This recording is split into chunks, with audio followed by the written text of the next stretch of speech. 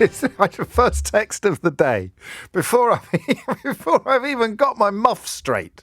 The muff is the technical term for the fluffy thing that sits atop my microphone, and it is actually straight today because I just straightened it. Before I'd even got my muff straight, Dean has been in touch via text to say, James, please, no more coronation discussions. Please, please, please, please, please. I don't know if this counts as a coronation discussion or not, Dean. I think it probably does and doesn't at the same time. But we have to talk about the rather dark shadow cast over the weekend's proceedings, regardless of your feelings regarding royalty. We have to talk about this rather dark shadow cast over the weekend's proceedings by some remarkably heavy-handed policing that unfolded just a few hundred yards from where I'm sitting this morning with my straight muff. I couldn't quite believe my eyes when I first stumbled across the Twitter post describing the arrest of Graham Smith, who heads up the organisation Republic, and some of his compadres. I've actually got his book in front of me. Someone must have left it in the office over the course of the weekend. It is called Abolish the Monarchy, Why We Should and How We Will. So no one could ever accuse him of sitting on the fence. But what struck me most when I first started digging into the reports, and they were sort of, eyewitness reports. So they were unfolding as it happened. There was a chap who didn't seem to have much journalistic experience, actually, but he did a cracking job. I think he may have been Dutch or Belgian, and he had a microphone with him, and they belonged to a sort of transnational Republican grouping, and he just attempted to describe what was going on with a genuine air of wonder. I usually reserve observations like this for mornings when plutonium goes missing in Iran or something like that, but it did have the feel of a film. It was as if someone, like a citizen journalist, was trying to convey something remarkable and shocking who had never done it before.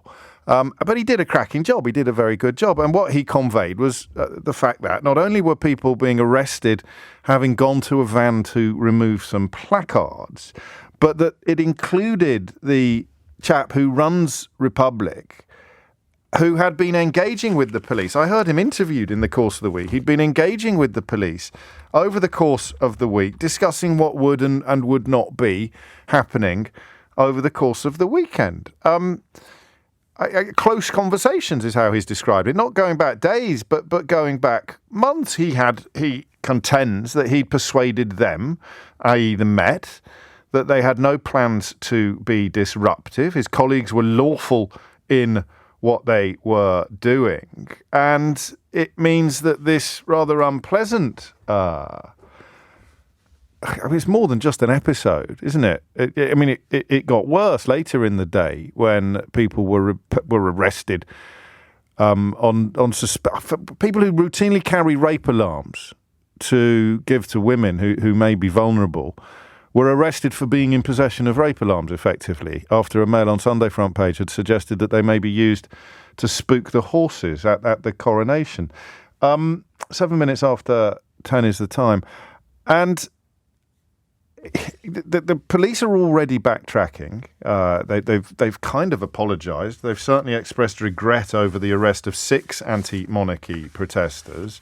Here is a statement from the Met Commander Karen Findlay, who led the operation on Saturday afternoon. We absolutely understand public concern following the arrests we made this morning. Protest is lawful and it can be disruptive. That's slightly at odds with the tweet that they put out on Friday. Hey! That was the last conversation we had on Friday, wasn't it?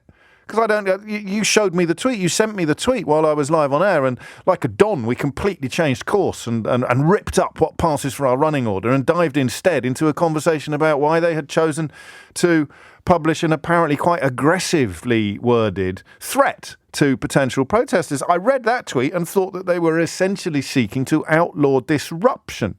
And yet here is the commander who led the operation on Saturday saying, in terms, protest is lawful and it can be disruptive. We have policed numerous protests without intervention in the build-up to the coronation and during it. Our duty is to do so in a proportionate manner in line with relevant legislation.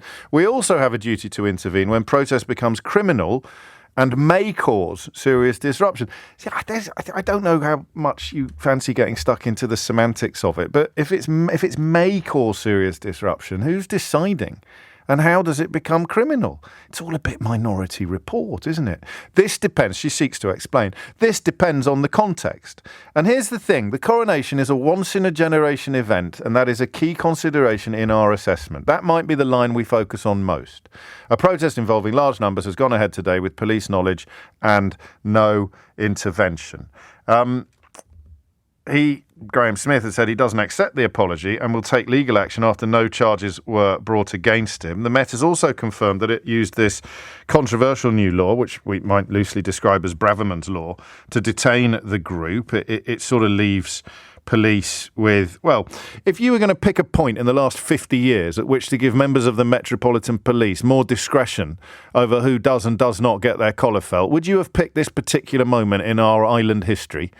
Given the recent events, recent revelations, recent disgusting, almost unreadable scandals regarding the activities of Metropolitan Police officers, both criminal and contextual, when it comes to WhatsApp groups and disgusting so-called banter that passes between them. Are these the people to whom you would hand unprecedented powers to police potential protests? Sounds like a tongue twister. Unprecedented powers to police potential protests?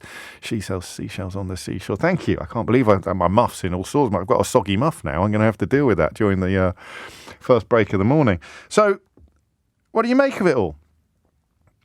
I'd like police officers to tell me how you think this happened, because Graham Smith talks about being visited at his home by police officers who seemed rather embarrassed. He said, for the record, I won't accept the apology. He got arrested because he planned to protest. There was initially talk about having the means to lock on, but that seems to have been stepped back from. The original claim was that the Met had reasonable grounds to believe they possessed items that could be used as lock-on devices. But they later said it was unable to prove intent to use them to lock on and disrupt the event. So I don't know quite what that would mean. Would it mean that they were holding cable ties, presumably, that to put their placards together, and that could have been construed by the police as evidence that they were planning to cable tie themselves to street furniture or perhaps to a bin? I do not know. 11 minutes after 10 is the time. I think we'll probably focus first on the 6 people who've had their bail cancelled. They've had the original grounds for arrest essentially abandoned, and it has been confirmed that no further action would be taken. And I want to know, I don't want to say to you, how serious is this? Because I'm not suggesting that some days are too important for what you might describe as democracy, but it has to be important. If you can't protest against something, you literally can't protest against something, you've been robbed of something incredibly valuable and precious. And it seems to me on this occasion that the police are in possession of powers that are too vague and too political, actually. This is essentially legislation designed so Suella Braverman can stand up and say that she's being almost as horrible to environmental protesters as she is to desperate refugees. And apparently we live in a country where that sort of rhetoric gets applauded by members of the Conservative Party. But it's too vague and it's too political. And it led at the weekend to a moment in which planning to protest peacefully, I've got bloody tongue twisters coming out my ears this morning, planning peaceful protest was criminalised just for a few hours. Potential peaceful protest was criminalised for a few hours. I don't quite know how that could have happened. You've been arrested for being in possession of an idea, these people. So do you see why I'm not criticising anybody who has chosen to go down this path. I don't know if anybody has actually, but I can see the flavour of some of the newspaper coverage. This claim or the question of how serious is it or does it really matter? It has to matter. You know, I've been thinking about this a lot. You can tell I've got a book on the go, can't you? I'm thinking about things a lot. I don't normally. Even if 1% of a population subscribes to a certain idea, sometimes that idea is still crucial and essential. What sort of polling would you get in North Korea, for example, on a question about public protest, depending on how the poll was conducted? Orwell said it best, as is so often the case in 1984, with that line about there is truth and untruth, and if you can hold on to the truth, even if you are the only one, you will not go mad. Because that's quite anti-democratic, isn't it? You have a vote on what the truth is. That's a very Trumpian concept. Alternative facts, fake news. Let's have a vote on what the truth is. I believe, so a significant majority of Republican voters believe that the election was stolen from Donald Trump. And they think that makes it true. They think that makes it real. They think that because there's so many of them, evidence doesn't matter, the facts don't matter, it becomes true. So today is not, I don't think, and you're welcome as ever on the programme to challenge me on this or to contradict me as passionately as you please. I don't think today is a day for asking whether it's serious or not. I think even if you don't realise how serious it is, we conduct this conversation from the perspective of it being deadly serious. Because you now live in a country where you can be arrested for having an idea, for planning a peaceful protest. And there will be people who are comfortable with it. There will be people in, I'm going to say politely, Idiot's Corner, who think that they're comfortable with living in a country where they can be arrested for having an idea because they don't think it will ever be them. They don't think it will ever be them.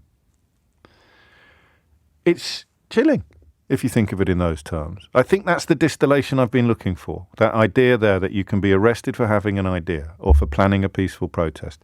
And then you come to the Metropolitan Police's justification for it, and it is this. It is very simply this.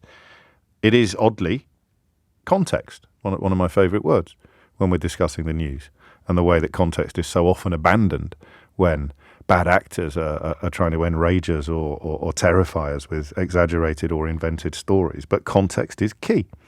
And the context here, according to the Metropolitan Police Commander, who was in charge of the police operation on Saturday, is that the coronation is such a significant event that you park the principles that may be in play the rest of the time. Now, I'm not going to lie to you. I understand that reasoning, and possibly if I had come up through a slightly different route, or if I now sat on a slightly different space on the political spectrum, I think I could buy that. I can't, for the record.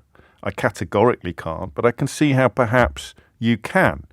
Oh, don't worry, they're only going to do it for the coronation. But that is literally how thin end of the wedge works.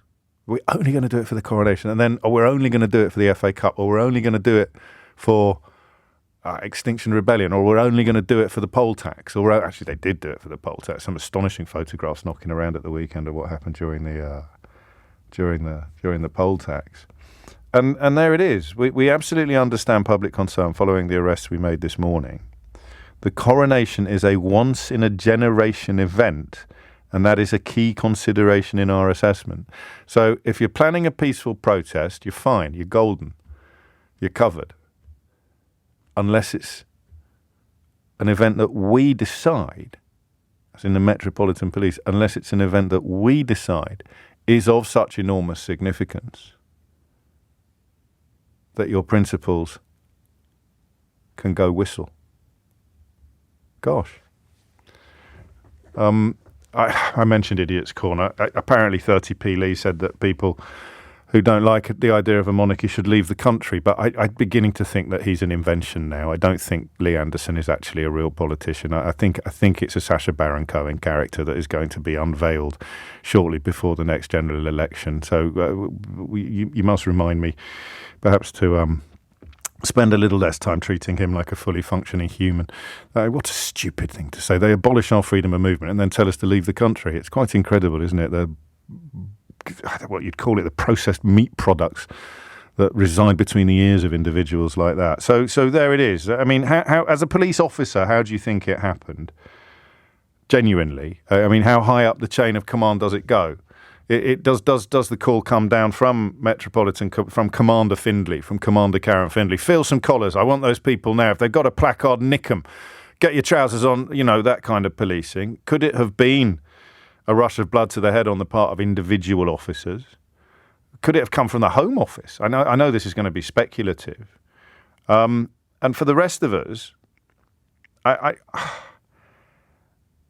how do you respond to the notion that the coronation somehow represents such a remarkable event that our fundamental right to peaceful protest can be temporarily sacrificed upon the altar of epic inherited wealth and celebration?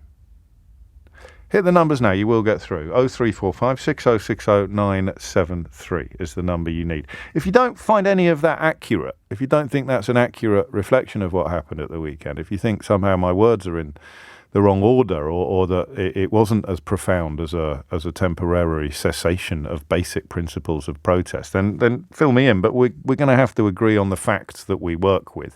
The commander, the Metropolitan Police commander, is essentially saying the coronation's a one-off, so we did stuff we wouldn't ordinarily do. How comfortable are you with that? 0345 6060 973. 22 minutes after 10. If I was a betting man, I would put a few quid on this having come all the way down from the Home Secretary. But I don't know how we ever established that for certain beyond some sort of public inquiry, and I don't know how plausible that is in the context of how policing works. But I do see. How could the Met, for example, be saying today, it was not clear at the time that at least one of the groups stopped had been engaging with police protest liaison team officers ahead of the event.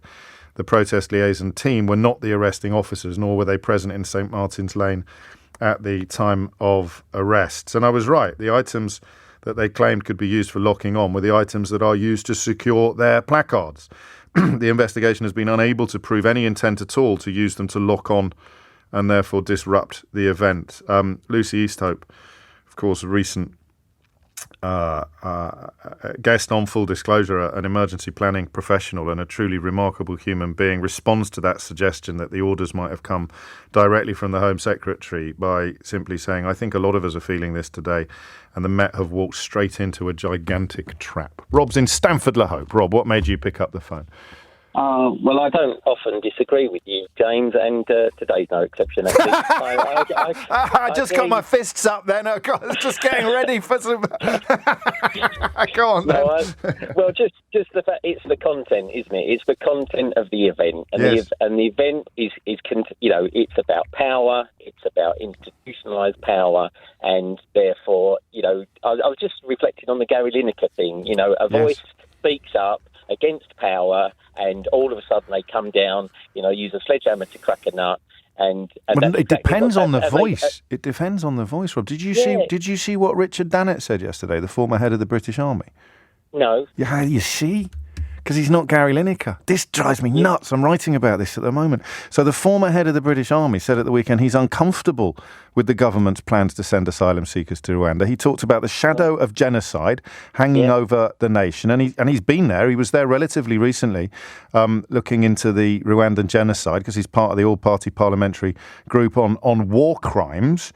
And he essentially said that the sending people to Rwanda was not a very good idea. He described himself as uncomfortable with it. I've been to Rwanda, and the shadow of the genocide there in the 1990s hangs over the country. It's ruled with a very firm hand by Paul Kagame. It's got a pretty dark history. It's not the sort of environment I would put people from Syria and elsewhere in the world into, but he's in the House of Lords, and he's a former head of the British Army, so he's not going to be on the front page of the Daily Mail for the next 3 weeks with calls for his job. So you're right to see parallels, I think.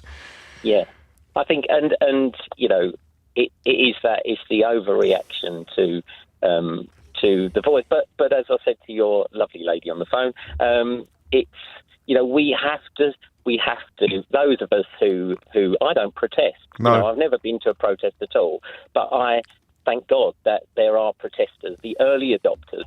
Any social change has always come from those brave individuals who've taken a stand, and they have been, Tiananmen Square and Ceausescu, and every time that there's been a real dictatorial power, and you could say that we are in some kind of, dictatorship. But well, it's certainly everyone's involved. There's authoritarianism in place. Authoritarian, absolutely. And when you say about, could it possibly have come from the Home Secretary? I mean, it's like, who stands to gain from having power protected and having the. What about well, I mean, she's made her feelings pretty clear on where decency belongs in her worldview and her dreams. But what about the idea that the coronation is such a unique event? It's not unique technically, but you know what I mean. Generationally unique event that all bets are off and normal service will soon be resumed. What about that? Well, I just think, as I said to you, the researcher, that in the 21st century, the idea that British people really subscribe to the idea that there's a beam of light comes down from heaven and illuminates King Charles and says, "This is my." No, you're going off piste a bit here. I like your poetic description, but in terms of the numbers of people on the streets and the importance of the state occasion, it is a one-off, and therefore the police would say we've got to work even harder to prevent potential disruption than we do when anything else is going on. Of course, and that's the thing. It's about profile. It's about exposure. I mean, in one sense, I wish that the World Championship snooker had a bigger audience than the people watching the coronation. I had to say to my mum, please remember to get up and walk around occasionally. I don't want you getting DVT from sat on your ass. That's on your bottom. Thank you, Rob. If you'd gone off piste previously, I think you just went off the end of the ski jump there. But I enjoy your contribution. Thank you. Ruben's in Liverpool. Ruben, what made you pick up the phone? Hiya, James. Thanks for having me on again. You're very welcome. I wanted to make the point that to say that the context of this, makes it excusable by that police is absurd, because the context, actually, in my opinion, makes it worse. Because if the government passes a law, or if we want to protest the government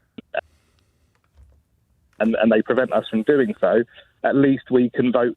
We can protest with our votes. We can vote them out of the next election. But there's no vote here, is there? And we have a democratic power over who is in government. We don't have that over the monarchy. There's no vote. We have no control over who the royal family is, or when the coronation happens, or whether we're going to. I hadn't thought of that. There's no real discussion of whether we would not proceed to have a monarchy once the Queen died or anything like that. So being able to protest that is more important than being able to protest the democratic government. Obviously, we should still be able to protest the government and the laws that they pass as well. But it's a mealy-mouthed. We can at least vote them out. Yeah, it's a mealy-mouthed defence of overly robust anti-protest laws, isn't it? They can say, sometimes even with a straight face, they can say, "Oh, you don't need to bolt yourself to a chain link fence because you can make your feelings clear at the next election." But on this particular issue, even that mealy-mouthed defence is redundant. So the context objectively goes in the opposite direction from the one that the Metropolitan Police are claiming, albeit that you're both talking at it from different angles. They're saying the scale and the nature of it is such. Absolutely. Whereas you're saying actually that the roots and the philosophy behind it is such that the power to protest, the right to protest, is more important than it would be in any other context. I think I'm inclined to, I'm not trying to have my cake and eat it. I can see both points, but I prefer yours. It's coming up to 10:30. You're listening to James O'Brien on LBC. Don't laugh. But there is one question bubbling away in the back of my mind that I think would be ridiculous to ask, but I really want to ask it. I may tell you what it is after the headlines with Thomas Watts. It's 10:33. You're listening to James O'Brien on LBC. A few of you asking how I got on the concert on Sunday night. It was lovely. I was very, very honoured to be invited, and I enjoyed it enormously. If I'm honest with you, and you know that I'm always honest with you, I was quite cross that Lionel Richie didn't sing Hello. Hello is, for my money, one of the finest ballads. I remember, actually, plucking out the courage to ask a girl called Tanya to dance at Chaddersley Corbett Village Hall in probably about 1985, 1986. And when the opening bars of Hello came on, when the DJ, spinning his wheels of steel, when the DJ came on, when he put the opening bars of Hello by Lionel Richie on, that was when you had to make your move. If you didn't make your move quick, you weren't going to get a slow dance. And even now, my tummy does butterflies when the opening bars of Hello start playing. So Lionel Richie comes onto the stage, and I thought, this is it. I may even have grasped Mrs. O'Brien by the hand at that point, but he didn't sing it. The drones were absolutely incredible. I mean, truly incredible. That's one of the best aerial displays that I've ever seen in my life. But hand on heart, the coronation concert, much as I enjoyed it, wasn't a patch on the Jingle Bell Ball. Anyway, here are the words that I was talking about last week that the Deputy Met Commissioner, Adi Adelican, shared with LBC's Fraser Knight. And this was last Wednesday, and they did prove rather prescient, didn't they? We've got an extremely, extremely low tolerance level for disruption of any kind. What they will be met with, a very swift intervention by my colleagues. So, it didn't happen by accident, and yet they claim now that everyone was allowed to disrupt. It didn't sound like he was endorsing that idea last Wednesday. Back to the phones. Jackie's in Southampton. Jackie, what would you like to say? I'd just like to say I was actually at the demonstration on Saturday, protesting with Republic. I'm not a member of Republic, but I was protesting with them. And I am a little bit concerned about the fact that, well, while I was there, I couldn't get into Trafalgar Square because it was already cordoned off then. Okay, so but that would have been true even if you weren't there to protest. That would have been true if you'd been there to cheer, wouldn't it? Oh yes, absolutely. Yeah, absolutely. Yeah, I think it was overcrowded. Maybe that's why they weren't letting us in. So we did a sort of a protest outside and everything, and we did receive quite a lot of abuse from some royal supporters. What sort of abuse? Don't swear. I mean, I don't need to tell you that, Jackie. I don't need to tell a paragon of virtue like you not to swear on the radio. But what sort of abuse? They weren't very nice words. I was also told that my head should be chopped off. Years ago, my head would have been chopped off, which was a bit worrying that people actually think that in this day and age that should happen to me. Sounding almost nostalgic for the days when you could have got your head chopped off because you spoke up against the monarchy or the king wanted to marry his mistress. Yeah, I was a little bit worried that I feel like I'm being pitted, in the press, that we were being pitted against each other. I wanted to go along and protest alongside royal supporters. That's a great point. They had every right to be there. I have every right to be there. And I think it would have been wonderful for the world to see that we are a good country, that we tolerate everybody's different views, and the fact that we are. That's what I wanted to see, and I think it would have been. They've kind of shot themselves in the foot a really bit. I think because if the world's press could have seen that we've got the royal supporters, but we also have people that don't support it. That's show such what an a wonderful country we are. What a wonderful observation. I mean, you wonder what British values are sometimes when Suella Braverman claims that she represents them, and people trying to come here fleeing war and persecution threaten them. I wonder, what are these values that prioritise ghouls like Braverman over some of the desperate souls on the planet? I once thought that British values were embodied by offering refuge to people. But that idea of having a peaceful protest alongside a passionate display of whatever it is, fealty or deference for the king, that would be quite a British thing to do, wouldn't it? I thought it would have been nice to see that, what a wonderful country are, that we can tolerate lots of different views. Obviously, violence I don't condone at all, but, I understand that the Republic they've got no history of any sort of violence or any sort of... No, of course, and they'd been engaging with the Met to what sort of people were they? Because I used to, Jackie, I know you'll find this very hard to believe, but I used to be a bit of an idiot, and I used to talk about people protesting at the opening of an envelope, and the same people turn up to the same protest. It's a supermarket car park on Tuesday, and it's a nuclear power plant on Wednesday. And there are some people who probably deserve that stereotype, but the massive majority of people are there for reasons of principle and quite powerful reasons of principle. So what could you, or would it be a silly question to ask whether there were any uniting characteristics of the protesters that you were alongside? I thought, I'm biased, but I thought they were very pleasant. There was very young people, there was very old people in between, male, female. There was all sorts of people from all different walks of life. I spoke to a few people, and everybody seemed quite calm, apart from when we were obviously doing our little shouty bit. Yes, and that would have been a small minority of people who I suppose they're 30p Lee's people, aren't they? If you've got an elected politician publicly saying that anybody who wants to exercise their hard-won democratic right to speak out against a hereditary monarchy should somehow leave the country, then it's hardly surprising that members of the public think that they're being invited by 30p Lee to heap abuse and even perhaps worse on people like you. I think that's why he's got the job as Deputy Chairman of the Conservative Party, so that he can give implicit permission to people to be even viler and more unpleasant than they are already. Not that many of those people need much of an invitation, Jackie, as I'm sure you discovered. Thank you. A couple of phone lines free if you want to join this conversation. 0345 60 60 973. I'm not going to take any questions on the superlative status of Hello by Lionel Richie. Sorry. It's as if everything I say on this programme becomes a subject for debate, but I'm absolutely not taking any further questions on the superlative status of Hello as a ballad, although it has been suggested that it may have been a favourite song of Diana, Princess of Wales, which perhaps, if true, could explain why it wasn't performed on Sunday night. 20 to 11 is the time. David is in Edinburgh. David, what would you like to say? Hello. Hello. No, sorry, I couldn't resist starting with that, given you just said. Thank you for having me on. Is it me you're looking for? Would you be James? Yeah, I thought I just wanted to say, your surprise at the police's clampdown on peaceful protest. The only thing that surprises me about it is that you're surprised. I think we've been going this way for a long time. I think there's a lot of history on this. Yes. You think of REPA, the Regulation of Investigatory Powers Act, that was supposed to deal with terrorism and ended up being used to check whether parents were living in the catchment area for the school that they were trying to send their children to. Yes. But I'd argue it goes back even to the time of Tony Blair and Gordon Brown's government. That was Tony Blair and Gordon Brown's government.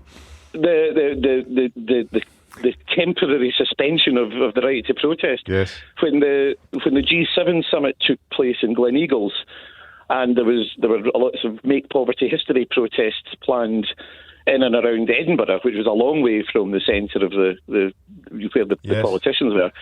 But that's different from being arrested and carted off in the back of a van for being happening in Edinburgh. For being in possession of a placard. Yeah, there was one young man. I was working in the prison at the time. I'm an ex-nurse. Okay. And we saw them coming in. We saw the ones. The two things that strike me from it, one was seeing some of the kids that were being brought into prison and ending up with a criminal record. There was one young man, and all he'd been doing was walking on his way to the Meadows. Carrying a flag, a protest flag, over his shoulder. They grabbed him. And a van stopped, 6 men jumped out, 6 armed officers. They basically threw him in the van, beat him up, took him straight to prison. He did not pass go. And that was him in prison for the weekend. And he was starting a new job on the Monday, and he knew he was now going to lose his job. Crikey. And he was in tears. And he was just a kid carrying a flag. That's all he was. And my a good friend of mine at the time was in the police, but I didn't hold that against him. He's very good, and he's subsequently gone on to become a training officer. And he said, so he saw the view from inside, and he said it was like the police were basically, the nod had been given that they could do what they wanted. I mean, they were literally just pulling people off the street for no reason so that they could get their arrest records up. They were in a competition with each other. I can't argue with that because he's your mate and I've got no reason to doubt you. But I think the context is perhaps slightly different because there were genuine intentions to quite seriously disrupt events at the G8. I think it was the G8, wasn't it? Not the G7. The G8, it would have been. Yes, but that was over at Gleneagles on the west coast of Scotland. We're in Edinburgh on the east coast. Okay, so just being in possession of a placard was enough to get you get you nobbled. So that undermines the Met's claim that this was the unique context of the coronation meant that they had to be even more heavy-handed than they would usually be because that's the thing. Because I mean, the Met Police were.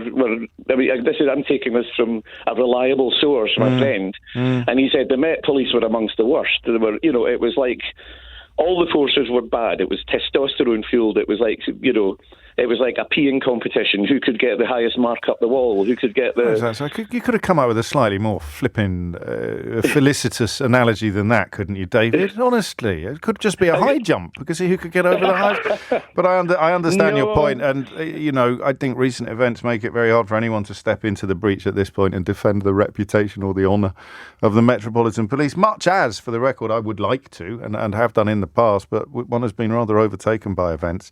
Speaking of historical context, Corpsey makes the point, of course they'd crack down on protests now, James. The last time someone ran in front of the King's horse, we ended up having to give them the vote. quite a lot of references to suffragettes in the context of public protest. It's almost the nonpareil, the sort of platonic idyll of public protest. Inevitably, it's a heck of a lot more complicated than some of the more simplistic analyses allow, but Corpse's point stands.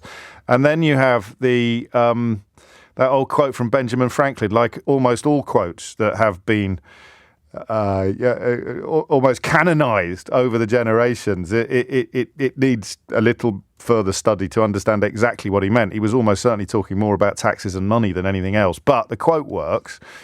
At times like this, those who would give up essential liberty to purchase a little temporary safety deserve neither liberty nor safety. And that is, if you like, what Idiot's Corner is doing today, suggesting that it's perfectly normal to give up essential liberty to purchase a little temporary safety. That seems to be the logic of the Metropolitan Police Commander. It is perhaps the logic of the Home Secretary. Well, we have to give up a little essential liberty to purchase a little temporary safety. Benjamin Franklin, of course, contends that if you are of that view, then you deserve neither liberty nor safety. And as quite a lot of you have pointed out, so many of you, in fact, that I wonder whether it needs to be turned into a new figure of speech. The problem with one-offs is that they're never a one-off.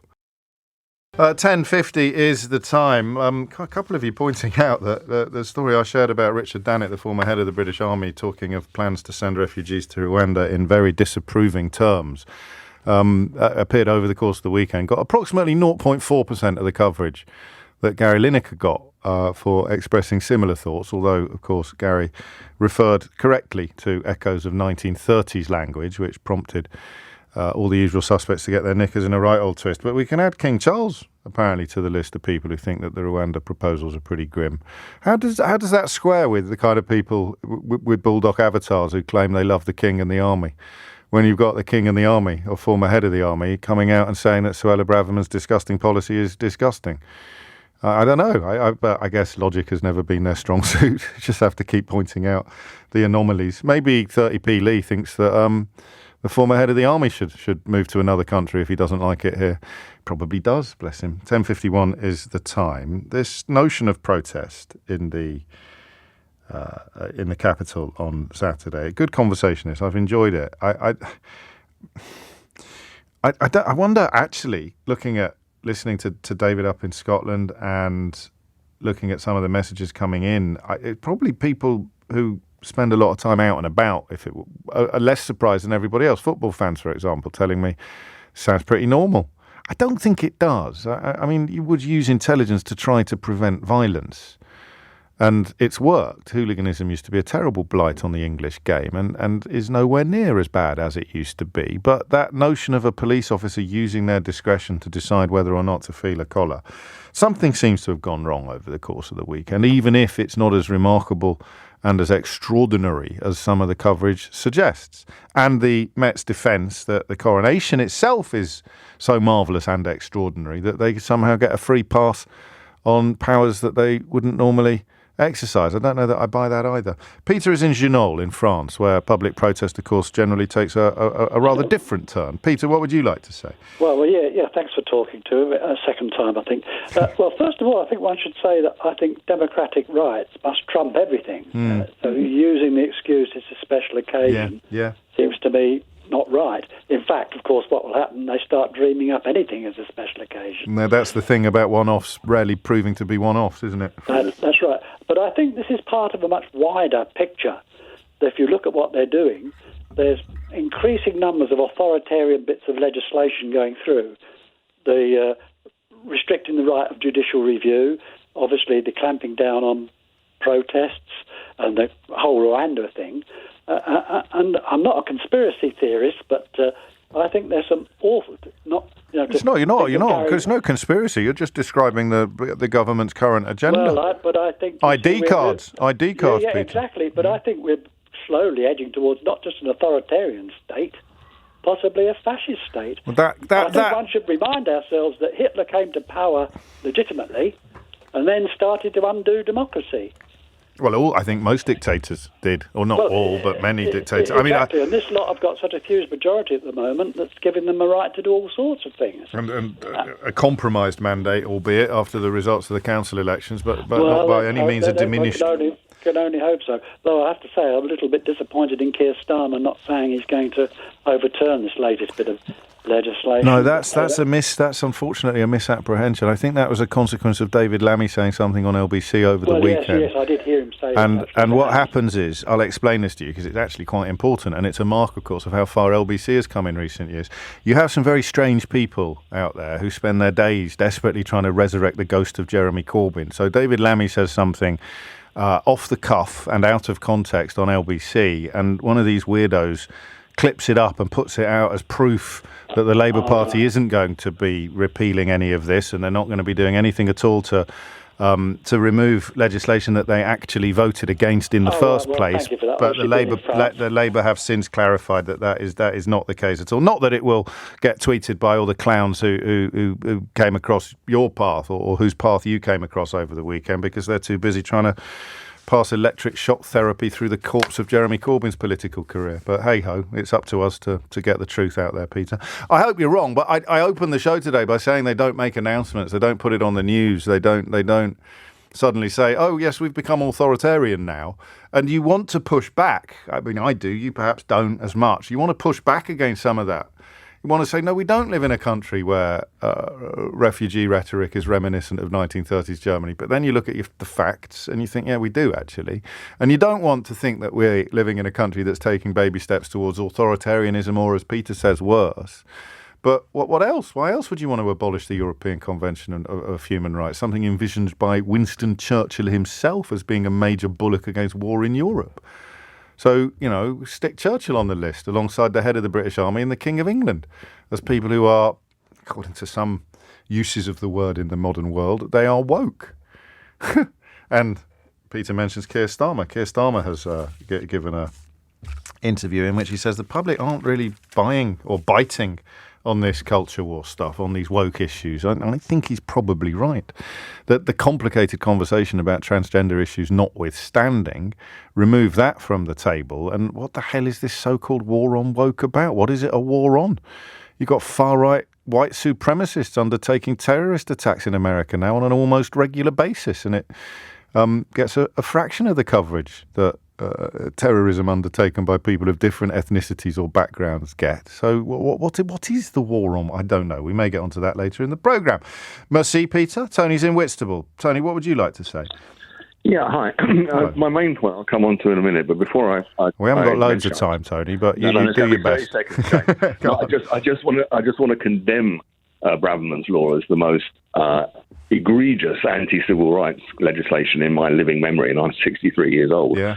No, the point I want to make is there is a separate bunch of victims in this, and that's frontline police officers. I'm privileged enough to have worked in a non-policing role over the last 2 or 3 years with officers in Kent who I know are really dedicated and have a really, really tough time. Sure. What they don't need is they don't need politicians and senior officers to basically set them up. They wouldn't have acted like this if there hadn't been detailed briefings of a zero tolerance. There was a senior commander on the telly on Friday saying zero tolerance. And now, one day afterwards, the rug's out from under their feet again. They're back on those streets with people either taking the mick out of them, calling them useless, or worse. And it's all down to Braverman and her utter stupidity as Home Secretary. I wrote a line this weekend that the editor may take out of my new book, and it was actually saying it may not be fair to wonder whether Suella Braverman is spectacularly stupid or spectacularly dishonest or both, but there is plenty of evidence for all three accusations. And then I list some of the evidence. You would add this to the charge sheet. It's as if everything is measured in Daily Mail headlines rather than human lives. All they're interested in is getting the right spin on the Daily Mail. All they're interested in is trying to build up a head of steam for the election. Thursday demonstrated just how unpopular this group of Tories is. And I voted Tory since 82 until 2019. Gosh. And I actually despair of the quality of Tory leadership we have. It's infantile at best. It's an inevitable, I wrote this at the weekend as well, it's an inevitable consequence of Brexit. What was already a fairly shallow talent pool has become a puddle. You can't appoint people unless they've got impeccable credentials, and that almost by definition means that they're as thick as mince. Well, I think far wider debate about just how weak Cameron was to allow 2015 That's to happen. Chapter 7. That's Chapter 7, Tony. I'm not ghostwriting your book. No, sadly, nor am I.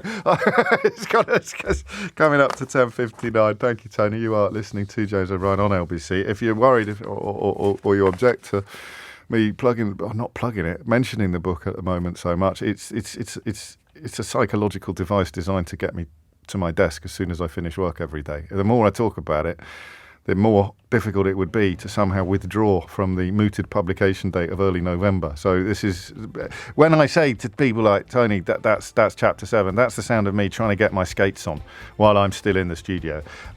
Typically, characteristically, unforgivably, I forgot to share with you the question that I was keen to ask but felt ultimately was too pathetic, so I will ask you now, but you're not allowed to answer it except via text or tweet.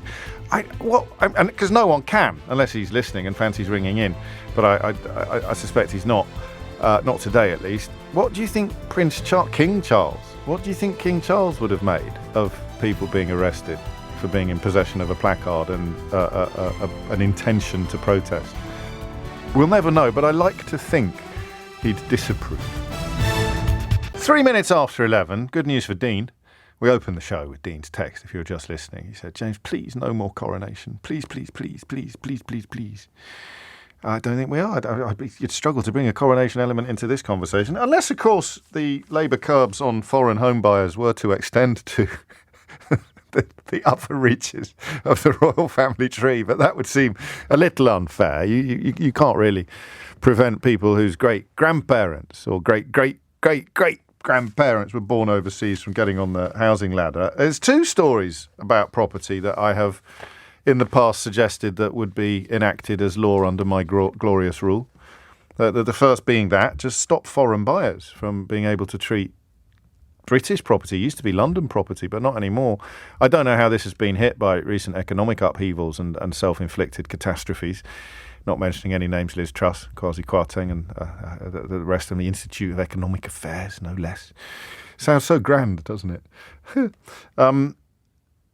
I look at the foreign purchase market, people who buy huge swathes of real estate in this country and often leave it uninhabited because at one point it would rise in value faster than gold bullion.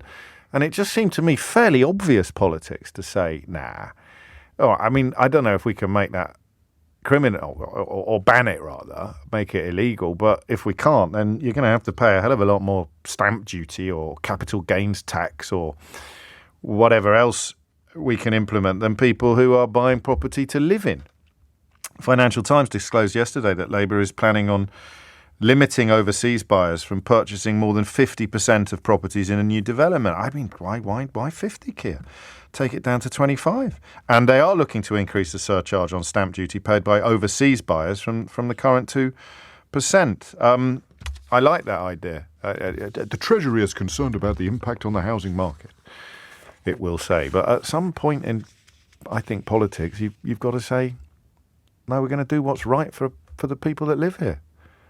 And, yeah, I guess if it impacts on the housing market, then you might turn around in a year and go, oh, my God, why did you do that? My house is worth less than it was 2 years ago. I don't know that the average house price is going to be negatively affected by removing Chinese billionaires from the top of our property. Who knows? Anyway, that's not what we're going to be talking about. It is simply something that I have suggested to you in the past should become law. And it looks as if under a Labour government it will.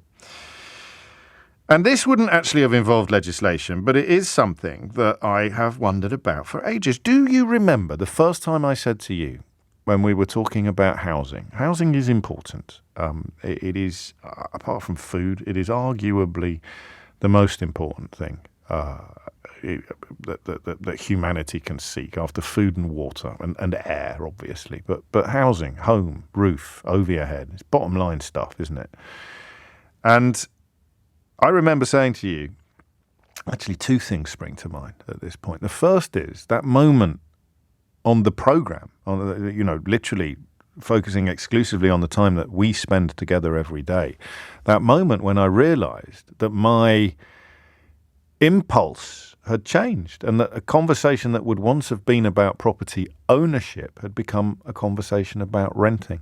The presumption of property ownership for people from a wide variety of backgrounds, and the presumption, crucially, that more of us would own homes than our parents' generation did, that we would, that gradient, that graph of home ownership would continue its upward trajectory. I remember the sort of creeping up moment of realizing that was simply not true anymore, and I could no longer conduct phone-ins from that presumption. So what would once have been, how does it feel to be part of a generation that may not see people from your background automatically presume home ownership? That conversation eventually it became, how hard is it to rent these days? And it went via, how does it feel to be part, not that you may be, but you are a part of a generation that is moving backwards from your own parents when it comes to home ownership. But the second thing that occurred to me was I remember speaking to people who said they couldn't afford to buy a house, and then they'd tell me how much they were paying in rent. And I would say, no, you can afford to buy a house. You categorically can afford to buy a house, and you are currently buying one. You are currently buying a house, but you're buying it for your landlord. You are not buying it for yourself, because your landlord was able to rustle up a deposit, often by dint of having been on the property ladder themselves 20, 30, 40 years ago, and therefore having capital in place. Your landlord can rustle up a deposit and therefore take out a mortgage on a property into which you move as someone who can't rustle up a deposit because the demands upon your income are now so great. And you, by paying rent, effectively pay the mortgage and buy another asset for the person who was lucky enough to be able to get one in the first place 20 or 30 years ago. And I'm not going to get a PhD for that insight, but I do think it's worth hitting ourselves over the head with it on a relatively regular basis, because it kind of undermines an awful lot of the rhetoric surrounding housing. Oh, you should work harder. I used to get quite frustrated by callers from a much older generation who would talk about how hard they'd work to become homeowners. And therefore, all that young people today need to do is stop moaning and eat fewer avocados. Do you remember that? Cancel your Netflix subscription and buy yourself a penthouse in Chelsea. And I remember asking people to do the sums. And the sums would go something like this. You'd say, well, when we first got married, we scrimped and saved, and we bought our first home for £4,500. After I got my jaw off the floor at how much property inflation has progressed in the course of their lifetime, I would say, and how much did you earn at the time? And I remember one lady in particular would say, well, my husband earned £1,500 a year, and he took on a part-time job as well on top of that. And I go, right, so he was earning in excess of 33.33% of the overall cost of the house that you were buying. Yes. And then you'd look at what the multiples are these days, and you'd realise how completely out of control property inflation in relation to wage inflation has become. So the idea that if the average property is £500,000 and the average wage is 25 grand, the idea that by giving up avocados and cancelling your Netflix subscription or going to the gym less often, you are somehow going to be able to get yourself on the property ladder where you need a deposit of 10% or more was utterly pie in the sky. But again, that media politics cabal, that right-wing cabal that runs the media and the politics in this country didn't really want that conversation to get the traction that it needed to get in order to make meaningful change. So instead, they started talking about avocado pears and young people not. And then they'd find someone. The Daily Telegraph were great at this. Maybe they still are. I just find it hard to open the paper these days once I've got past laughing at the headlines on the comment pages. You know what's in the Telegraph today? Poland set to overtake the UK economically by 2030. Great. Well done, everybody. You'd find the stories about people, well, I'm only 22 years old and I've managed to buy my own home, so I don't know what all these other young people are complaining about. And then you'd read the article and it'd say, Mummy very kindly sold 8 of her racehorses in order to sort me out with a deposit. And you go, oh, that's really normal. That's really normal. Yeah, shut up with your moaning about not being able to get on the property ladder because of economics. You should be more like Arabella Huntington Smythe, who managed to buy herself a lovely little bijou residence in Clapham after Mummy sold 8 racehorses and gave her the proceeds to cover the deposit, and then some. And it actually happened. You'd read these articles. I remember, and listen, I got in lucky. I never inherited anything, but I got in when you could still get a 110% mortgage. So Mrs. O'Brien and I are punching well above our weight now in the property market, and by weight I mean given our family background. So, and it's pure luck, pure luck. But I remember reading these articles, and about the 5th or 6th paragraph, you would always come across, well, we stopped going out for dinner, and we cancelled our Netflix subscription, and we started cooking at home, and we no longer went to the cinema, and and sackcloth and ashes. We routinely dined on turnips, and Mummy gave us 50,000. Oh, and an inheritance from my grandma came in the nick of. You read these, you'd think, am I going mad? How would I feel if I was on the wrong end of this economic merry-go-round? I'm sitting here being told by Arabella Huntington-Smythe that it's actually perfectly simple for young people to get on the property ladder. You just have to eat more turnips and have a rich grandma die. And then I would realise again that you were perfectly capable of purchasing homes for other people, for Arabella Huntington-Smythe's parents, for example, just not for yourself because you couldn't raise the deposit. Which brings us to this. With the terrible caveat that there are other deals available, but they all need the financial backing of family or friends. So you can get a deposit-free mortgage, but you need a guarantor. Someone like Sam Blythe, who was, of course, the guarantor for the £800,000 loan that Boris Johnson sought when 30p Lee was attacking nurses for their poor financial management and claiming that they didn't need to go to food banks. Sheesh. But the Skipton Building Society has brought in a mortgage, it's been announced today, that requires 12 months of on-time rental payment and a good credit history. It's not cheap, it's 5.49%. The average for a 5-year fix at the moment is 5%. But this has got to be good news, hasn't it? This has got to be good news. You've got 15 other zero deposit products on the market, but they, as I say, all demand a guarantor. It's 0.3% of the UK market. It must be murder to be a first-time buyer, especially if you've got parents or grandparents who keep going on about how hard they worked in 1954 to get themselves a property that cost roughly 3 times their annual income. But the hell of it, the sheer hell of it, is something I can't quite imagine. And that's why I want to knit together all of the elements of what I've just touched upon, because I want to swing the pendulum back slightly to buying rather than renting, if I can. I want to talk specifically about, and probably to, people who may fall into this category. But the question that we haven't asked for a long time, because we have been focusing on other things, inevitably, the question is, just how hard is it to be a first-time buyer in Britain at this moment? That's what I want to know. 0345 6060 973. When I was in my 30s and perhaps even in my 40s, it was pretty much the most boring and predictable topic of conversation at every gathering of what we would loosely describe as middle-class people, although it was far from confined to the middle class. The number of people who would tell you how much their house had gone up by since they moved in. And God, I bonded immediately with one of my new neighbours when Mrs. O'Brien dragged me to some Christmas drinks, and the fellow who lived 2 doors down was there, and one of our other neighbours was bending everybody's ear about how much, you know, when we moved in, and we all lived in the same house, they were identical houses, and the chap who became a very good friend of mine just said, "Do you know what it's worth? Do you know what your house is worth now?" And he said, "Yes, I do." And he said, "No, it's worth one house. Your house is worth a house. It's worth one house. When you move, all of the inflation that you've enjoyed would have applied to whatever it is you're trying to buy, whether you're moving up or moving down. Your money's not going to go any further because the whole housing market expands and contracts accordingly. We don't get a special dispensation in our postcode or our street. It's not just us that have seen our house price values rocket through the roof. It's every house price value in the country. So your house is worth a house." We're still friends now, 20 years later. Very good friends, actually. He's a top bloke. And I loved that little moment of clarity. I nicked it, passed it off as my own on the radio almost the next morning. So how hard is it? And what sort of difference does something like this make? 0345 6060 973. How hard is it to become a first-time buyer?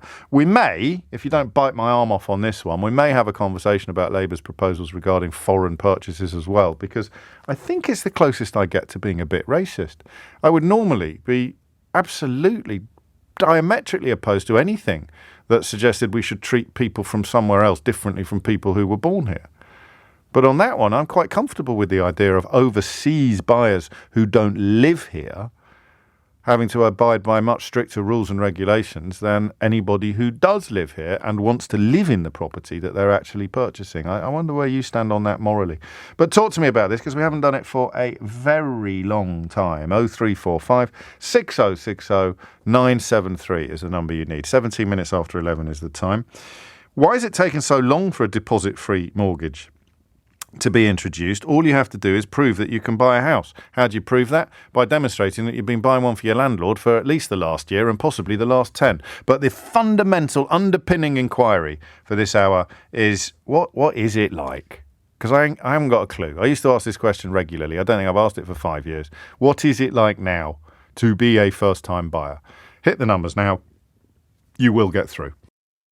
20 minutes after 11 is the time. Speak to Sadiq is back on Thursday. It'll be quite a weird show on Thursday. So speak to Sadiq in the first hour, Mr. Hour in the second hour. What filling shall we put in that sandwich?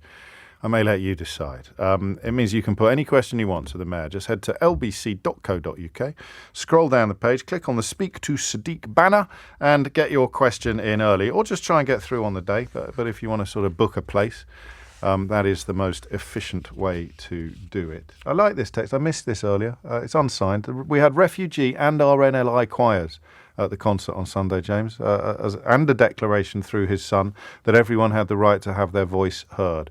Coincidence? I think not. That'll put the woke mob in a difficult situation, won't it? If King Charles does turn out to be a more political monarch than his mother and does come out punching for decency and genuine values, he will, of course, invite attacks from the kind of people that go after Gary Lineker and Carol Vorderman on a regular basis. And that may end up doing damage to the actual monarchy itself, which presumably the woke mob are a lot less enthusiastic about in general, even if they're not actual abolitionists, than the Gammon and Pineapple Party, which, of course, is so passionately represented by the likes of the Daily Mail and elsewhere. That might be a conversation for a different day, but not for today, because today's conversation is about buying houses.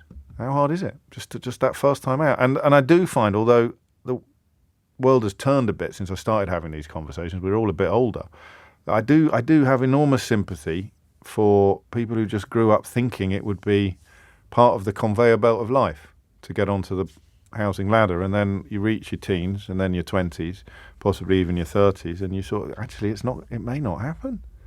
This was not part of my plan, and the slightly soul-destroying notion of setting fire to a large sum of money every month to keep a roof over your head that will never be yours is normal now for people from my kind of background who would once have presumed property ownership as almost a birthright. Chloe's in Basingstoke. Chloe, what would you like to say? Hi, James. Hello, nice. Thank you for having me on the show. Long-time listener. Love your show. Thank you. Yeah, so I'm a 28-year-old woman, southeast of England, married, got my own business, work hard, and there's been no way for us to get on the property ladder. I read this news this morning, and it's the first time I felt hope. All of my friends have had to rely on inheritance. Yeah. All the couples I know, and, my single friends are going, well, I haven't got a hope. No. So it's, and like, what are the sums? What are the sums roughly, if you don't mind me asking? So around where I live, it's just for a 3-bed, nothing fancy, about 350,000. Okay.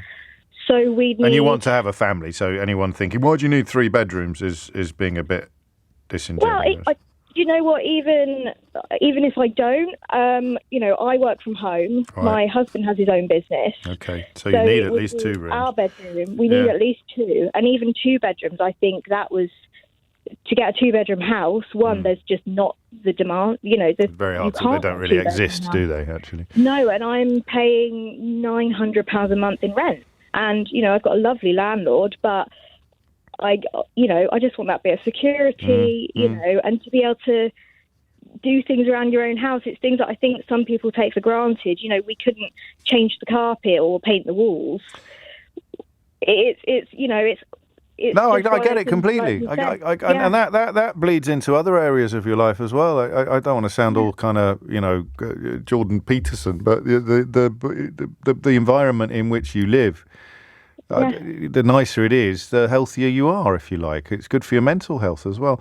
So you'd need 35 grand. You'd need to save 35 grand to get going, and that involves putting away every month sort of sums of money that simply aren't coming in by the time you've paid for everything you need. Yeah, exactly. And we have had people say to us, oh, well, you know, it was hard in my day. And, you know, it's very hard. Which people, Chloe? Well, they are usually older. Normally, you know, shame your mother. 60 plus. Shame your grandma. My mother, thankfully. My mum is very, you know, I come from a very working class family. I've got a lot of younger cousins, a younger sister, and the conversation in the family is how are any of them going to get on the ladder? You know, my parents had their house when they were 22. You know, my grandparents. Do they not realise? Because I've had a few messages already, which happens quite a lot, saying this is exactly the conversation I have with my parents, who are, Melanie describes them as baby boomers. They will not accept that it's harder now than it was then. Well, and so that's not an opinion, that's counting. No, I will say my parents are younger parents, so they have not had that conversation. It's been other family members on both sides of the family that perhaps don't quite get it. There's a sense, isn't there, that you could live in a box. Yeah. And on water and turnips. I think actually that if Therese Coffey hangs around for much longer, that might become government policy. But you could live on water and turnips, and then you would. But that would involve working hard every day for a lifestyle that smacked of privation and self-denial. You might as well become a monk. And that's what we've said. We're like, you know, because people say, "Oh, well, you went on a nice honeymoon." Yeah. Oh, I'm very sorry. I'll go back to living in a shed now. It's a tricky one. No coffee. No, you know, live in the shed. But yeah, I just wanted to come on and just. From that perspective, this is such welcome news. Yeah, well, I hope it is. I hope I'm not leading you to the water and you won't be able to have a drink, because there will no doubt be an awful lot of people ringing up the Skipton Building Society today, and there will only be a finite amount of mortgages available. And you know, again, terms and conditions apply. The interest rate is more expensive than the average 5-year fixed rate of 5%. It runs at 5.49%. But that is the thing for me. I'm glad Chloe put it like that. You don't want to live in a box. And equally, the less box-like your dwelling is, the more you decide to spend on somewhere nice, the less chance you've got of saving what you need to get your own place. And then as rents rocket, you're not even getting somewhere that nice quite often for your buck. Of all the things we ever talk about, it's the one that leaves me most befuddled, actually. The failure to understand fully why these situations sustain. And all I've got, I don't think it's tinfoil hat. I would once have been a bit dismissive of people ringing in with this point. It can't be accidental. You know, an oversubscribed market like this means that if you are in the business of house building, you're going to get an enormous margin on the finished dwelling that you sell. And the more you build, the smaller that margin becomes. So massive housing conglomerates sitting on land without building on it, never mind all the talk about NIMBYism and green belts and grey belts and blue belts and black belts, or that's judo. The bottom line has to be that as long as it is financially injurious, as long as vested interests are going to make less profit if there's more supply, they're going to do whatever they can to strangle that supply. And that's where politics comes in. And that, once again, is why the think tanks, the so-called think tanks, would hate that, because it would damage the interests of people who like to sit at home all day watching their fortunes grow simply by dint of them having a fortune to invest in stuff in the first place.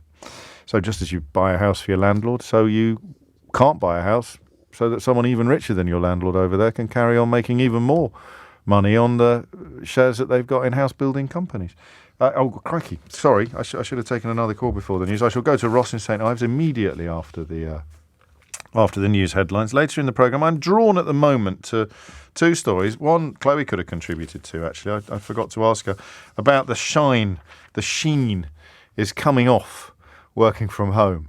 Not for all the reasons that we discussed at the time, but for rather obvious reasons that I certainly felt during the brief period when I was broadcasting from a shed at the bottom of my garden. That's on the list, as is Keir Starmer's insistence that woke issues don't really matter to the public. Daily Mail very cross about this. They've even written an editorial outraged at the prospect of Keir Starmer saying all your pathetic attempt to inflate stories about an issue that doesn't really exist are not really landing with the British public. And the Daily Mail has responded by saying, oh, yes, they are, which kind of proves his point in a way. 11:30 is the time. Thomas Watts is here now with your headlines. It's 11:34 and you're listening to James O'Brien on LBC. This is an important point from Chaz, and if you feel that I don't reflect this point often enough when we have conversations like this, it's because I don't really see where it goes. Once I've read it to you, we'll all agree, but in terms of a radio phone-in, I'm not quite sure what role this position would play. I may be reading it wrong, in which case you know what to do. Chaz writes, James, why do we need to buy a house? Why are we so obsessed by it? We need a home. We don't need to own it. I don't agree with private renting. It just, as you say, provides landlords with a vehicle for increasing what they leave to their children as inheritance. If we had real social housing, then people could choose to either have a home or buy a house for future inheritance. The government could provide homes at affordable rents for all, whether rich or poor, and people could spend their non-rent income in the economy. It's just a thought. And it is an irresistible thought as well, isn't it? The idea... I'm not sure, I may show my age a bit now, but I'm not sure that social housing, council housing, used to be conceived or perceived as entirely for people who couldn't afford to buy their own homes. I think it's an almost philosophical principle as opposed to a socio-economic one. I remember when the late leader of the RMT union, one of Mick Lynch's predecessors, was routinely pilloried in the right-wing media for living in a council house. Bob Crow was his name, if you're a younger listener. And he, just like Mick Lynch, actually, he'd bat these criticisms away like I don't know, Joe Root at the crease. And he would say, why shouldn't I live in a council house? I live there with my family. I've lived there for 20 or 30 years. I'm earning a good crust now, but, you know. And speaking of what people earn and don't earn, here's a really good example. And I suspect that anyone with a parent who is unsympathetic to how difficult it is these days will be envious of Tom's daughter. He says, I'm 56. See, I'm 51, right? And I read that and I think, oh, he's old. Do you do that? Do you forget how old you are on a regular basis? And then you see something like, oh, crikey, he's getting on a bit. He's 5 years older than me. We'd have been in the sixth form when I was in the fourth form. I'm 56. I bought a flat when I was 21. Got our first house when I was 28 with my then girlfriend. She became my wife. That house is now worth £700,000. My ex-wife still lives there. We bought it for £110,000. I was a junior policeman and she was a DHSS clerk. That's the Department of Health and Social Security, again, for younger listeners. There's absolutely no way now that could happen for two people in a similar position. My daughter will only be able to buy when one of us dies. So I plan to sell. A lot of you making that point. Brandon says I'll only be able to buy when one of my parents dies, so I hope to remain on the rental market for as long as possible. So I plan to sell and move from the southeast so that she can have half a chance, because one house is only worth one house in your area, but it can be worth two or three houses elsewhere. That's another aspect that needs addressing. Regional variation means average earners in some areas can buy, but there's no chance here in the southeast. That's absolutely right, isn't it? I wonder if anyone is clever enough to give the bigger picture. And I'm going to read this out in its entirety, and I'm not going to comment. But I am left wondering what the hell sort of holidays you went on back in the day. I was a first-time buyer in August last year at the age of 26, James. Yes, it was a struggle, but it wasn't as hard as everyone is saying. We didn't go on holiday for 2 years and got our house with a £43,000 deposit. Where did you go on holiday? How did you save £43,000 by not going on holiday for 2 years? That's incredible. Where did you go? Like a sort of mystique? Oh, breathtaking. 11:38 is the time. Ross is in St Ives, as promised. Morning. Eventually. Better late than never. What did you want to say, Ross? Morning, James. Hello, how are you? Ross. Very well, mate. What's on your mind? I'm sorry, I was just laughing at your previous message because I'm also 26. I've recently just completed, but just to add some context to your listeners, I'm disabled, so you're quite dependent on mobility aids, and we were in a position where we were renting a house with an upstairs and a downstairs, and for us to rent a bungalow was double what our rent would have been, so it would have been over £1,500, which is a staggering amount of money for a non-adapted house. Non-adapted? You preempted my question there. Non-adapted. Yeah, so then non-adapted, just a bungalow. That's what we were looking at in kind of our general area. So it created a situation where, admittedly, we're in quite a dark place. We were thinking about, what do we do? Stuff had already been moved downstairs. Do I go live with a relative for a bit? Bearing in mind, I still work. Yeah. I work with computers, so thankfully, keyboard and mouse. You know what I mean? I'm not too that bad on my health. But it was horrific because we had a lot of older people telling us, when I was 20, we could do this and that and the other. And it wasn't really helpful, if that makes sense. That's an understatement of the day. I was just sat there in a wheelchair like, thanks, mate, just like, thanks. And to make it a bit more lighthearted, during all of the process of having the interviews and, talking to the banks, we had to get a 5% mortgage. To add more comedy to this, that's not really funny, it was during the trust mini budget.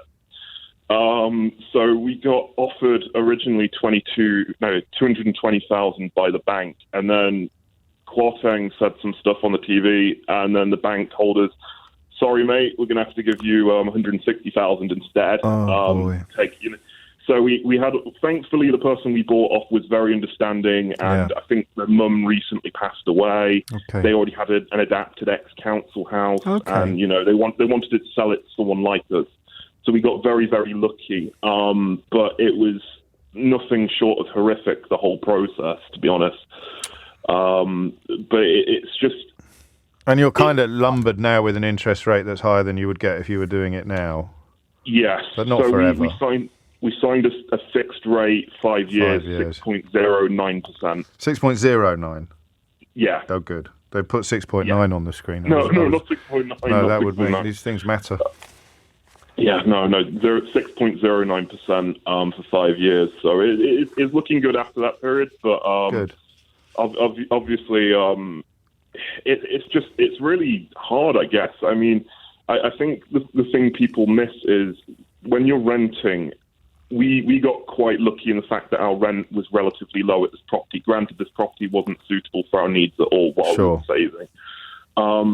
But if you're renting a medium-sized house, we were renting a box. Yeah. If you're renting a medium-sized house and, let's say, 70, 80, 90% of your outgoings are on food, water, energy, especially with the energy crisis, I just don't see a way that young people can get out of that situation, if that makes sense. Unless they get a mortgage like this, where they just need to prove they've paid their rent on time for 12. But goodness knows it's going to be oversubscribed, isn't it? Yeah, I mean, to be honest, our deposit was, I don't want to use the word only. No. I don't want to use that word, but it was £8,500. Right. So it was...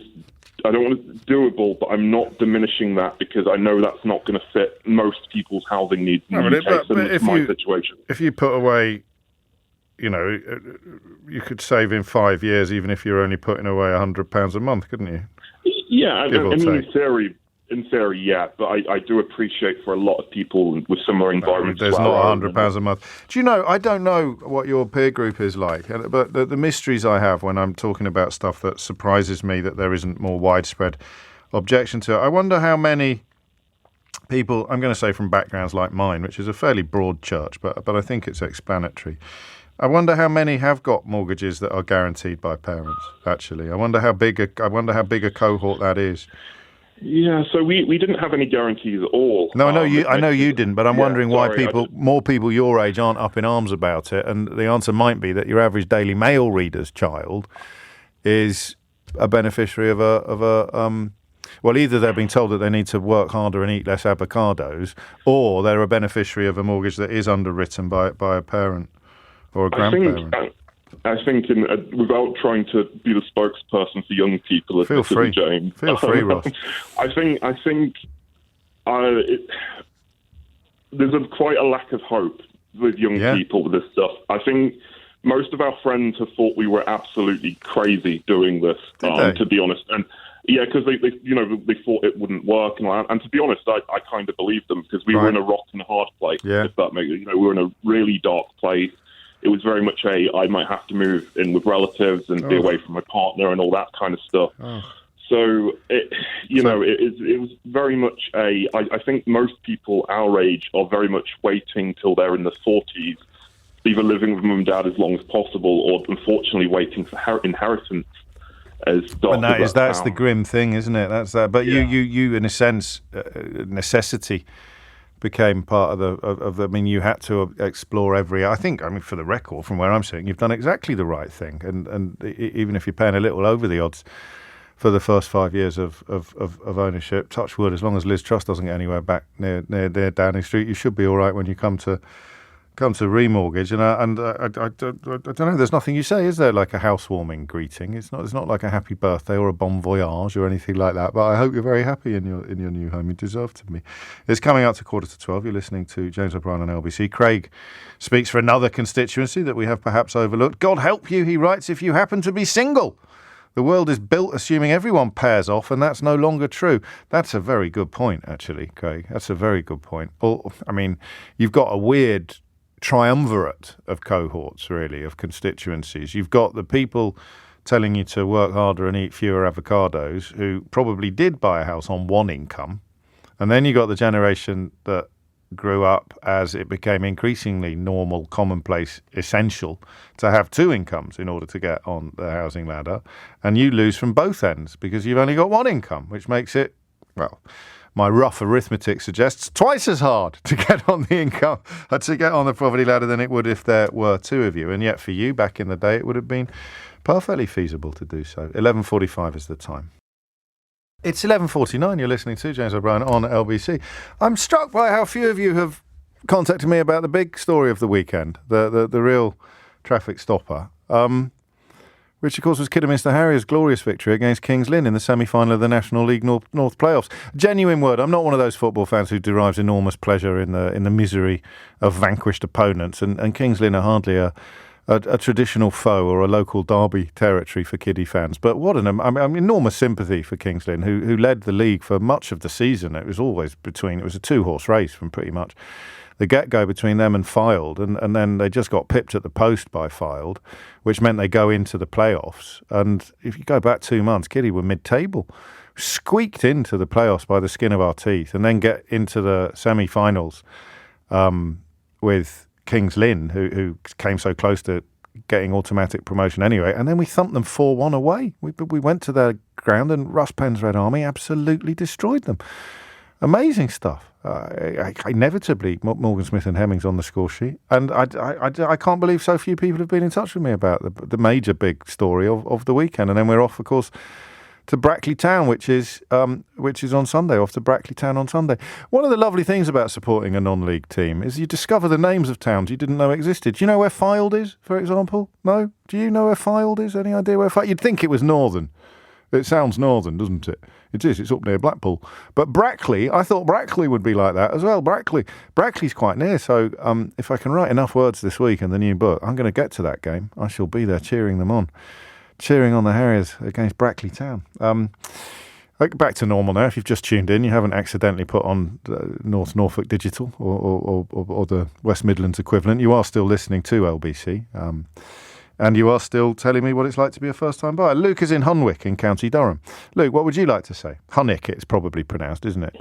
I honestly have no idea. I've lived here nearly a year. And you haven't asked anyone how it's pronounced? It could be one of those posh places that they pronounce in code in order to confuse the rest of us. It could be Heek. Honestly, I've asked. People just say it however you like. So that'll do. So I feel like the housing market is kind of like a luck of the draw. Yes. So I'm 28 now. My partner and I, we bought our house last year, basically. So we started in January last year. Yeah. And sorry, my mind's just gone blank. Take your time, Luke. That's absolutely fine. So you managed to get the money together in the nick of time, I think, didn't you? Yeah. So effectively, what happened was I was one of the critically vulnerable during lockdown. Right.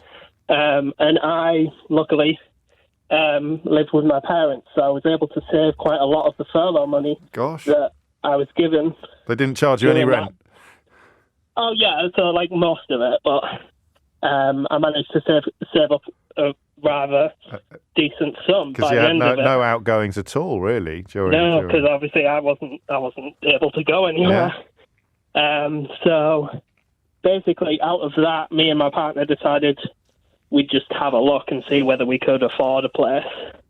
We found a place, and it was perfect, and we started the whole process of buying it, and it was awful, to be honest. Like, it was very drawn out. We were supposed to be in there by April, and then May, and then we finally got in July. And but my mortgage advisor, who was actually a family friend, texted me a month or so after we moved in, basically telling me that if we had delayed by a week or two in getting the ball rolling, we would have been priced out. We wouldn't have been able to afford it. We would have because Liz Truss because of Liz Truss, was it? Yeah. So because of the we should probably have done a bit more on that. We should have probably done a bit more on that, shouldn't we? On the way that they, 30 billion quid seems to be the conservative estimate of how much public money they blew up, they immolated. But in terms of the impact that it had on individuals, imagine if that rug had been pulled from under your feet, Luke, at that point. Oh, I know. We were unbearable, isn't it? on tenterhooks, honestly. I bet you were. But you're in now. Yep, we're in now, and it's been smooth sailing pretty much ever since we got in. And I feel terrible for the people that are trying right now, because with the worry and stress that it caused us as a couple and me personally, it was a horrendous 6 months. Yeah, that's an important point, actually, that we've overlooked, is just the actual stress of going through it, even if you're in that lucky category of people that can even try to go through it, which, of course, many people contacting us today are not. Luke, fantastic, and well done, actually. It's just quite a long haul. 11:55 is the time. Mike's in. Oh, it's one of those days. How do you pronounce this one, Mike? It's Ufcombe. You got it right last time, James. Ufcombe, did I? Well, there you go. I should have more faith in myself. Do you know what I thought you were going to do then when I said, how do you pronounce that? I thought you were going to go Devon, James. Just to make me look like a plum. What would you like to say, Mike? Just coming in on the new product that you're talking about today, we can go down two routes, and I'll use your expertise questioning for this. So my sort of industry is new homes. I've worked in it in 10 years for sort of new home specialists. But I've also got children, one coming up to 17, so he's going to be looking to get on the ladder. Had some inheritance, whereas in the past we thought that would be absolutely ample. It's no longer going to be ample. But I suppose from my point of view, I cover a really large geographic patch. So I cover South Wales all the way across to London. Still got Help to Buy in Wales, haven't they? Exactly right. Yeah. And that's my big point. When I'm sort of around the developments in Wales, the house builders that we work with, there's such a confidence, both for the employees and even the purchasers that are there, that, there's that excitement, there's the buzz. Then when you go to other developments around sort of the southeast, there's still the great sales staff, obviously, and the sales executives, but the confidence doesn't seem to be there, and it definitely seems that bit of a struggle. I mean, I was at an event a few weeks back, and I saw three professional young clients that were sort of between ages 20 to 26. Yes. And a couple of them had saved £60,000, which is a lot of money for a young couple out of university starting their job. Yes. And they still couldn't afford the properties because they were nice, affluent areas, and the prices were just out of their reach. And for the income they can afford in other areas, but not. I mean, so exactly it's cutting your cloth a little bit. Why do we know why, Mike? The Help to Buy was rescinded in England. The monetary value, I think, was the sort of the last kind of information we had. There were rumours that it was going to come back, and again, it's raised its head. But obviously that brings other, it definitely would re-stimulate the market. We definitely need something. I'm really lucky in my role. I work with a lot of HAs, so housing associations as well. That should be a bigger part of the conversation, really, as well, shouldn't it? 100%. Do you know what 100%. I do? Can I run something by you if you promise not to laugh? I can't make you promise not to laugh. But I might mention this to Sadiq Khan, and he'll do what he always does and give me some lawyerly answer that makes a mockery of my romantic idealism. Yeah. I mean, near me there's an old police house, like a big block which used to have police cadets in it. It's been empty for years. If I was Mayor of London or even perhaps a housing secretary, I'd send out hit squads to find places and find out who owns it and find out what the story is and find out what's going on, and then not necessarily have compulsory purchase, but have much more robust regulation in place to stop people sitting on things. Does that sound naive? Spot on, not at all. And there are lots around Canary Wharf that have been purchased and they're empty. There's pockets everywhere where people have purchased and they're empty, and there are lots of people that want to get onto the ladder and they can't. I think that this scheme that we're talking about today is phenomenal. Don't get me wrong, it's great, but we need more. Finally, we definitely need more. How big an issue is it? If I were to open up my phone lines later in the week on the question of people who are still, because we all sort of watched the tide come back in after Truss and Kwarteng had hit the road, but of course, if you're people who've got mortgages that are coming to an end of a 5-year fixed term now, are they getting skinned? Yeah, my job was heartbreaking when it happened, the Trussonomics. That day there was a lot of delays in new build. So, for an example, whereas you reserve a property, you should really be in 3 to 6 months. But obviously, with the way COVID delays, etc., there were some delays that were 12 months plus. Oh, and that came in, and it just did them. It turned them over when the numbers came in. Mike, thank you. Just to clarify, Mike's in Ofcom in Devon, not, as Steve suggests, from Ofcom. Although I'm not sure I could have been any more polite, but obviously a caller from Ofcom would be something of a moment on the programme. That is Ofcom in Devon. Thank you, Mike. I moved on just because I heard the music playing in the background and it always triggers a minor panic attack on my part that I'm going to be even later for the news than usual. It is coming up to 12 noon. You are listening to James O'Brien on LBC. I think we'll do working from home next. It is apparently losing its sheen for huge swathes of people. Let's just have a nice chat about it, shall we? Let's not make it all COVID-y and all of that malarkey. Why have you gone off it so much? 3 minutes after 12. I don't think I'd get to the end of my introduction if I tried to do an hour on non-league football. I think that the management at LBC would come down with with some restraining devices and drag me out of the studio kicking and screaming. But it is different from the big time. Dave reminds us, Chorley Town on the last day of the season, they were fourth with 15 minutes to go, which is a guaranteed playoff place. And 15 minutes later, they were 12th. That's how tight it was at the end in the National League North. And speaking of not the big time, I suspect that for Phil, the National League North is the big time because he follows a club in the Stroudon District Division 2, or he does now, because Sheston Town managed to win promotion after beating South Cerney 3-2. Very hard wanderers. I'd love that. There's something about non-league football that is magical. Do you know what I think it does? I think it speaks of British values, the kind that Suella Braverman is so keen to protect, or something. Okay, here's an interesting one. I can't remember where we left it on working from home. I think we established that an awful lot of the media unhappiness about it stemmed from the fact that they had fairly large investments in commercial property. So, you don't know what the individual portfolio of a newspaper tycoon or a political figure may be, but it's a fairly reliable source of income because it has always seemed to be a constant supply. Or rather, a constant demand. You buy a skyscraper, you fill it up with businesses, you make a killing. There you go. So we realised fairly early on that a lot of the noise reaching us regarding working from home was actually completely biased. No surprise there. It was being fed to the British public via the distorting lens of the interests of epic wealth. I forget what the ghoulish think tanks had to say about it at the time, but you can be fairly certain that they would have been doing the bidding of their anonymous donors, who almost certainly, alongside their fossil fuel and tobacco investments, would have had a lot of cash invested in commercial property, more than residential property. And that was why the conversation was so weird and so skewed, because it didn't represent the interest of ordinary people. What I found incredible when we talked a lot about working from home, and we're speaking now obviously in the context of COVID lockdowns, what I found incredible was the consensus among ordinary people.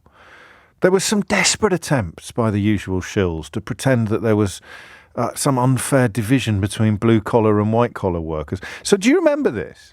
It's funny how quickly you forget stuff. They were trying to do two things at the same time that actually should have cancelled each other out. They were trying to claim that working from home was actually rubbish because you couldn't have conversations in the canteen and you wouldn't get promoted, and that the job was you were going to be doing yourself, you were going to be shooting yourself in the foot in the context of career advancement by working from home, and anybody who knew their onions should have got themselves back to the workplace ASAP. And then in the same breath they were trying to claim that it was snobbish and unfair because if you were working in manual labour, if you had a hands-on job, if you were in manufacturing or customer facing like transport, working on trains, then it was grossly unfair that all of these people could stay at home scuppering their career advancement chances while train drivers had to go to work. And then, of course, the railway workers announced industrial action, and all the people that were pretending to care about them in the context of them being unfairly treated compared to office workers went back to their traditional position of hating all union members, especially when they take industrial action. So we should have spotted sooner, really, that it was just the usual shills, client journalists and vested interests who were diametrically opposed to this astonishing upsurge in working from home. It's great for me. I made loads of new friends working from home. It's part of the reason why my audience increased exponentially. And the miracle is that it has stayed there. Although I think we're due new figures any day now, so always be careful what you wish for. But of course, you discovered me. A lot of people discovered me while working from home. And now continue either to listen on the radio or to download it. Download the whole show podcast from Global Player, where you can rewind radio and pause and do all sorts of things. And you can get that and you can listen to me on your way home, or you can do it whenever you want. You know, it's great.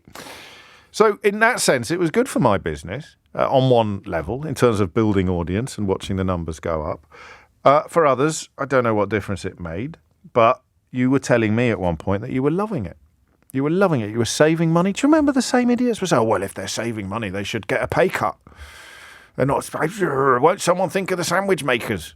You'd say, well, what about the sandwich makers that are in the town where you live instead of the town where you work? I mean, just such fundamental right-wing think tank flavoured wealth fetishizing gibberish that these people were coming out with. But it would appear that the pendulum has swung, because about 40% of office workers now say they're struggling with the downsides of working remotely. More and more staff are growing weary of working from home, with the key factor being loneliness. It's a survey by a company, or commissioned by a company, which obviously you don't see the way the questions were phrased or what the commission was undertaken to achieve, but it's a software company, and they have commissioned this research that has found dissatisfaction with working from home was highest in the tech sector. 60% of staff in this sector said they were not enjoying working remotely. 3/4 said their workloads had increased as a result of not being in the office. That's interesting, because another thing that the slightly contradictory people claiming not only that you it was really unfair that you had to work from home, but also that it was really unfair that you could work from home while other people couldn't. They were insisting that you'd do less work, you'd be less productive.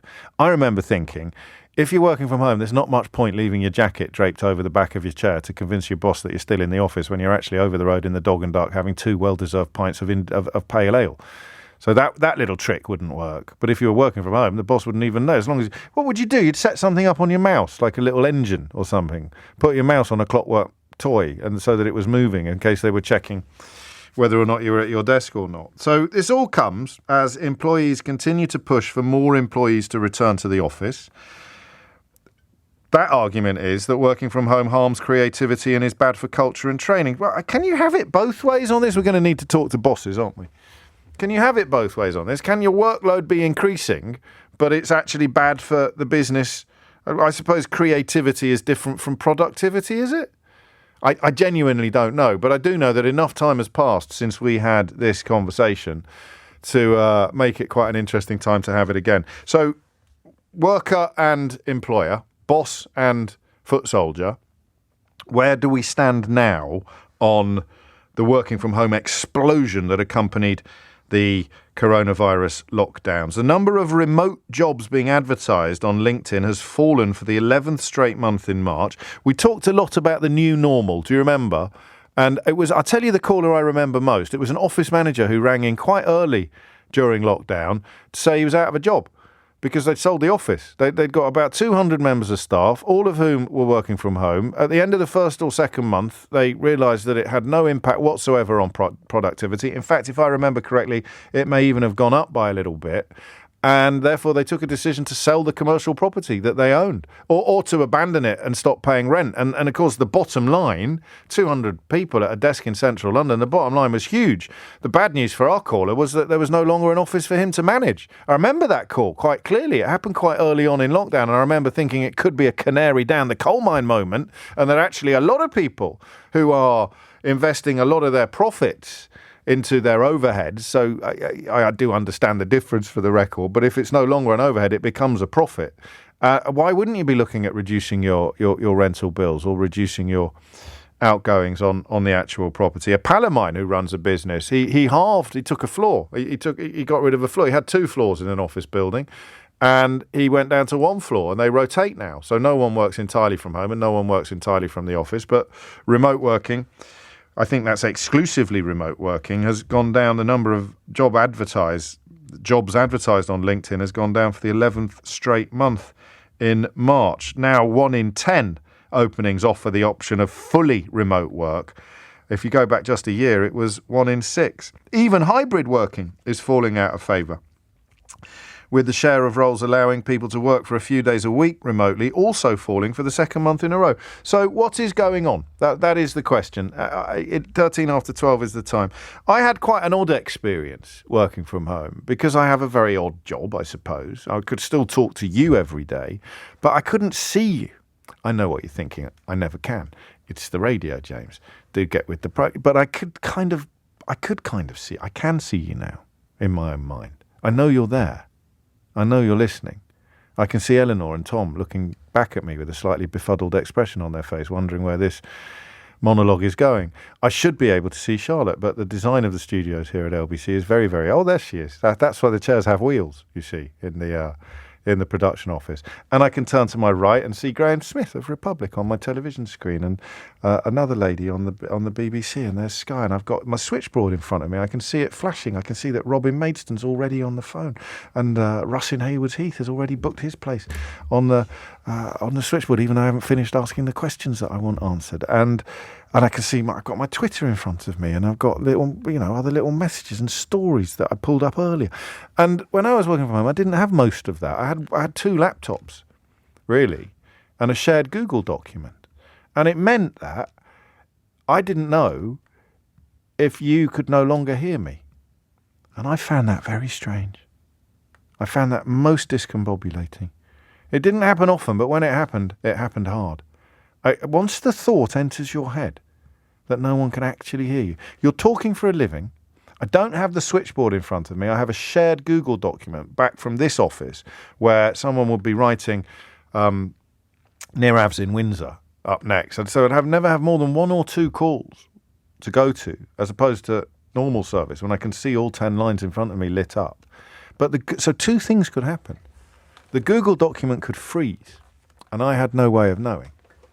I could possibly still use my cursor to establish whether it had frozen or not, but I had no way of knowing whether it...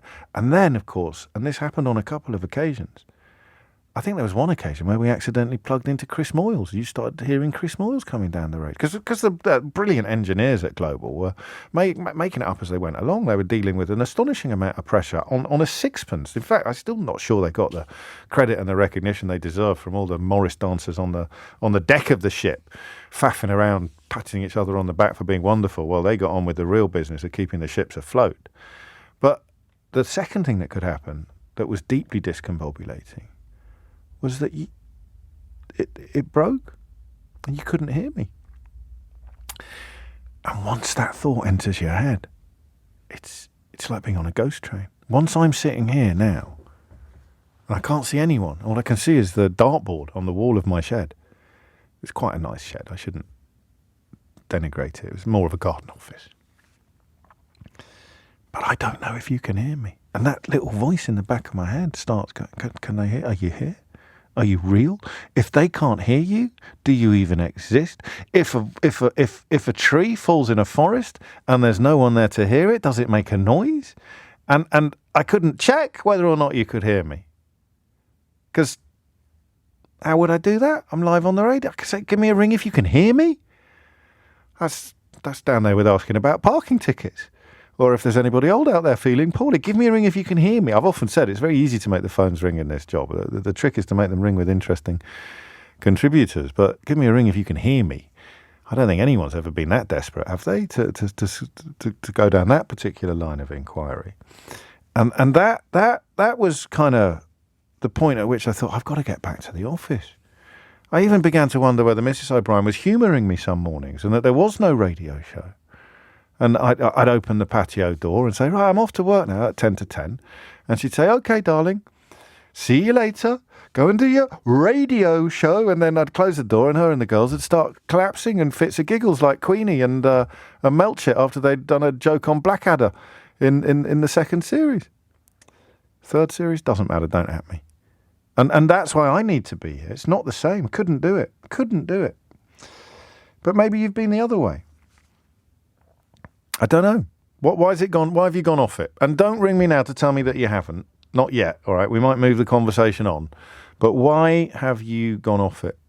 0345 6060 973. What is it about working from home that has seen you go from absolutely delighted with it, thank you very much, to being desperate to get back into work? Is it loneliness or is it something else? Hit those numbers now. You will get through. And then hand on heart. Employers, managers, bosses, anybody who's got people under them. Not like that, matron. I mean in a work hierarchy kind of way. What difference has it made? For good or for ill? Or for neither? What difference has it made? So employers, managers, bosses, what difference has it made? 0345 6060 973. Workers, foot soldiers, ordinary folk. Why have you gone off it? What's gone wrong? Why has it changed? When did it change? How did you notice that it changed? What is the change? What is the big change? 0345 6060 973. It is 20 minutes after 12. You're listening to James O'Brien on LBC. Why have you gone off working from home? And if you are a boss, a manager, an employer, ... what difference has it made? Let's start with Nirav, who's in Birmingham. Why did it say you were in Windsor? No, I was driving up to Birmingham today, James, and I listened to the conversation and said, I've been looking to talk about it. But I said Windsor because I wanted people to go, wow, how did he do that? So I said, for example, if Nirav in Windsor was waiting to talk to me, then and then we come back after the break and I go, oh, look, Nirav is in Windsor, and people go, wow, that's amazing, how did he do that? But you've changed your location during the break. Yes, I did. I'm just driving up north. I don't know why I bother. What did you want to say, Nirav? Tell me why you picked up the phone. So I picked up the phone and said, well, you just hit the right arrows. I mean, I was working in an office environment for many years, and then came the pandemic. And COVIDian times, I love the word you just said, and said, well, okay, here we go, work from home. The first few months, probably in a year, was fantastic. Yeah. Great feel. Children at home, people at home, friends coming by, stopping the car 2 feet away and talking to each other, gardening, etc., etc. Then after the last 6-8 months of the 1 year has been like very lonely. There, you miss that banter and chatter with the office and some amount of gossip and talking about your next plan to see a cricket match or to see how was rugby and so on. You can't do that on Zoom, really, can you? It doesn't feel. No, you can't. You should really just be talking about work stuff when you're on a Teams meeting or a Zoom call or something like that. Yes, some of them nowadays have stopped putting the video camera on because it's supposed to be more trendy. So they don't even put the camera on. So you're talking to a black screen now because it's no longer required. And I'm in the tech sector, software sector. And if I'm explaining something, I'm explaining to a blank wall in front of me. Yeah, like weird. A name, weird. And it sometimes gets on me that, listen, do I not want to go to office? And I want to also. So nowadays I'm renting out some of those workspaces. Are you? One of these. I am. Just for your own peace of mind, for your own sort of mental health, rather than because you're paying money you don't need to pay. Exactly. I completely agree with that. I'm open about it. No. And I go there because once a week I'm looking for membership at Soho. I even wanted to go all the way. I did not do that, but I also applied to Soho and said, can I come to London, for example, for Windsor, at least once or twice a week, that I feel the pulse. I want to feel the energy, people around me, and I don't seem to see that where I am. That's interesting. How much of it is linked to the fear? Because I loved it at first, and I was back in the studio really before that side of it had worn off. But because when you mentioned the not being near people and the social distancing, the psychology is quite interesting here. Because once you're no longer frightened of mixing, it feels very different from how it felt when you were frightened of mixing, I think. Yes. Subconsciously. Subconsciously, yes. What do you think you're going to do? Just carry on? You can't go back to the office you were in originally. You're just going to carry on in one of these shared workspaces. They always look quite cool, actually. Yeah, they are. And now the good part is the travel's picked up. So we have a multi-dimensional, multi-country business. So that part is picked up. So I'm glad at least once in a quarter or once in 2 months I'm traveling, even if it means to Europe or on the EU on the continent. I'm still traveling now, which gives me a little bit. This gives me a little bit of more feeling, flavor, mental health. Gives me a little bit of a connectivity thing. It's not a natural state of affairs, really, to live and work and sleep in the same box. I don't think. I mean, but a lot of people were working from home before the pandemic and continue to do so quite happily. Thank you, Nirav. Safe journeys. This is interesting. I'm a shy, socially anxious introvert. I'm reading a text now, not making a statement. I'm a shy, socially anxious introvert. So the first year or so, I loved working from home, capital letters. 3 years on, it's making me feel so lonely and, if I'm honest, a little depressed. I miss the general chit-chat. I miss the problem-solving and support you get from a workplace. And I'm generally just sick of my four walls every day. There is no way my employer will ever go back to office-based work again, and I won't be quitting anytime soon, as I do love my job. But it might get to the point where I reconsider, due solely to the working from home factor and the effect that it is having on me. You are the textbook case study. Miss, Mr. or Mrs. wish to remain anonymous, please, or Ms. There it is. And when you think about it, it makes perfect sense. I think the bit missing from the analysis I read out from the survey that's been undergone is the one that Nirav and I just touched on.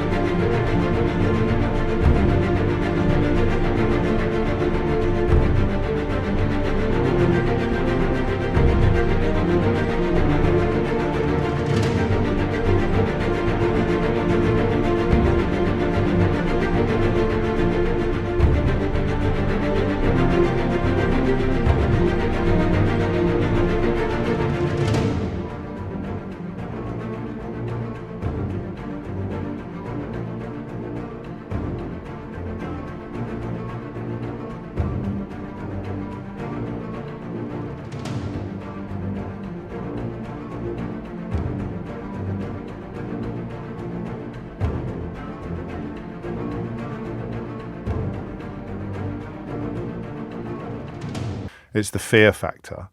Because when you were frightened of catching it or passing it on, then you didn't really allow your mind to go to the place where you'd question whether or not, because this was the best way to keep people safe and the best way to keep me safe, and the pleasure, the novelty of spending so much time with your family as well, if you've got school-aged children who are also at home.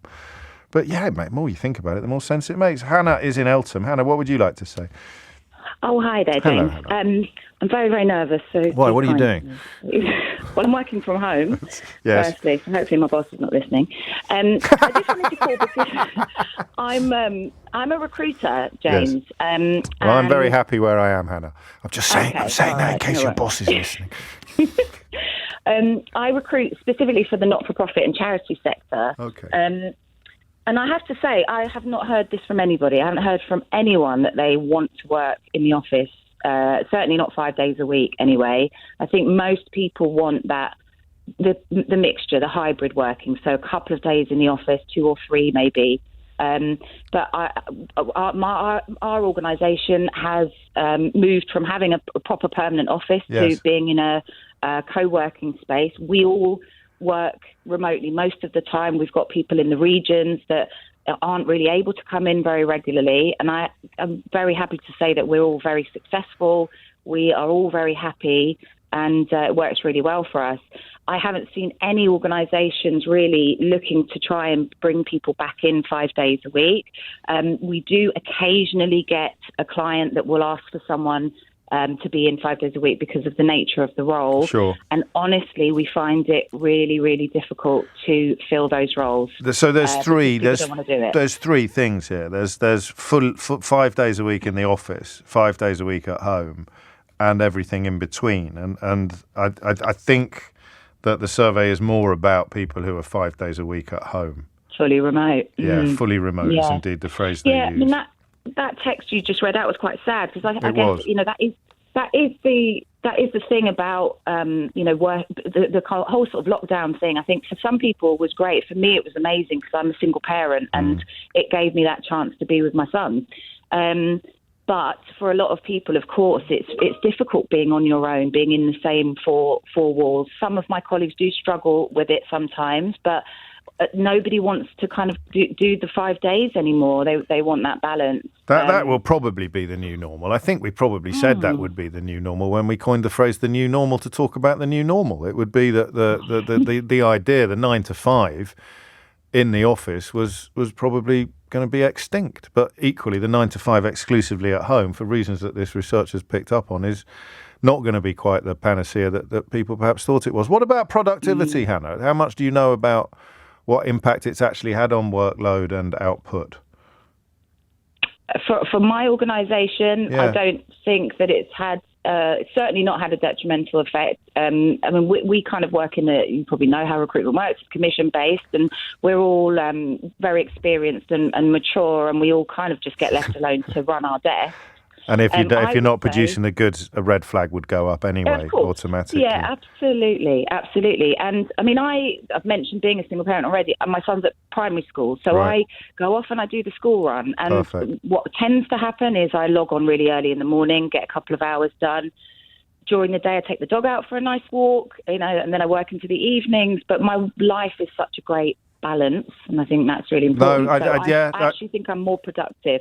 When I go to the office, I don't get a lot done because we all see each other and we want to catch up. You've got more catching up to do than you would have done if you were in the office every day. So everything changes. Everything gets skewed. Thank you, Hannah. You'll like this text. It tallies with what you've just said, I think. Our chief exec has just said, James, that we need to go from 1 day in the office to 3. It's gone down like a cup of cold sick. People are openly saying that they are going to leave. Perhaps it was Tim in Harrow that did it. He says, James, out of sight, out of mind, out of a job, I would sack all the dossers working from home.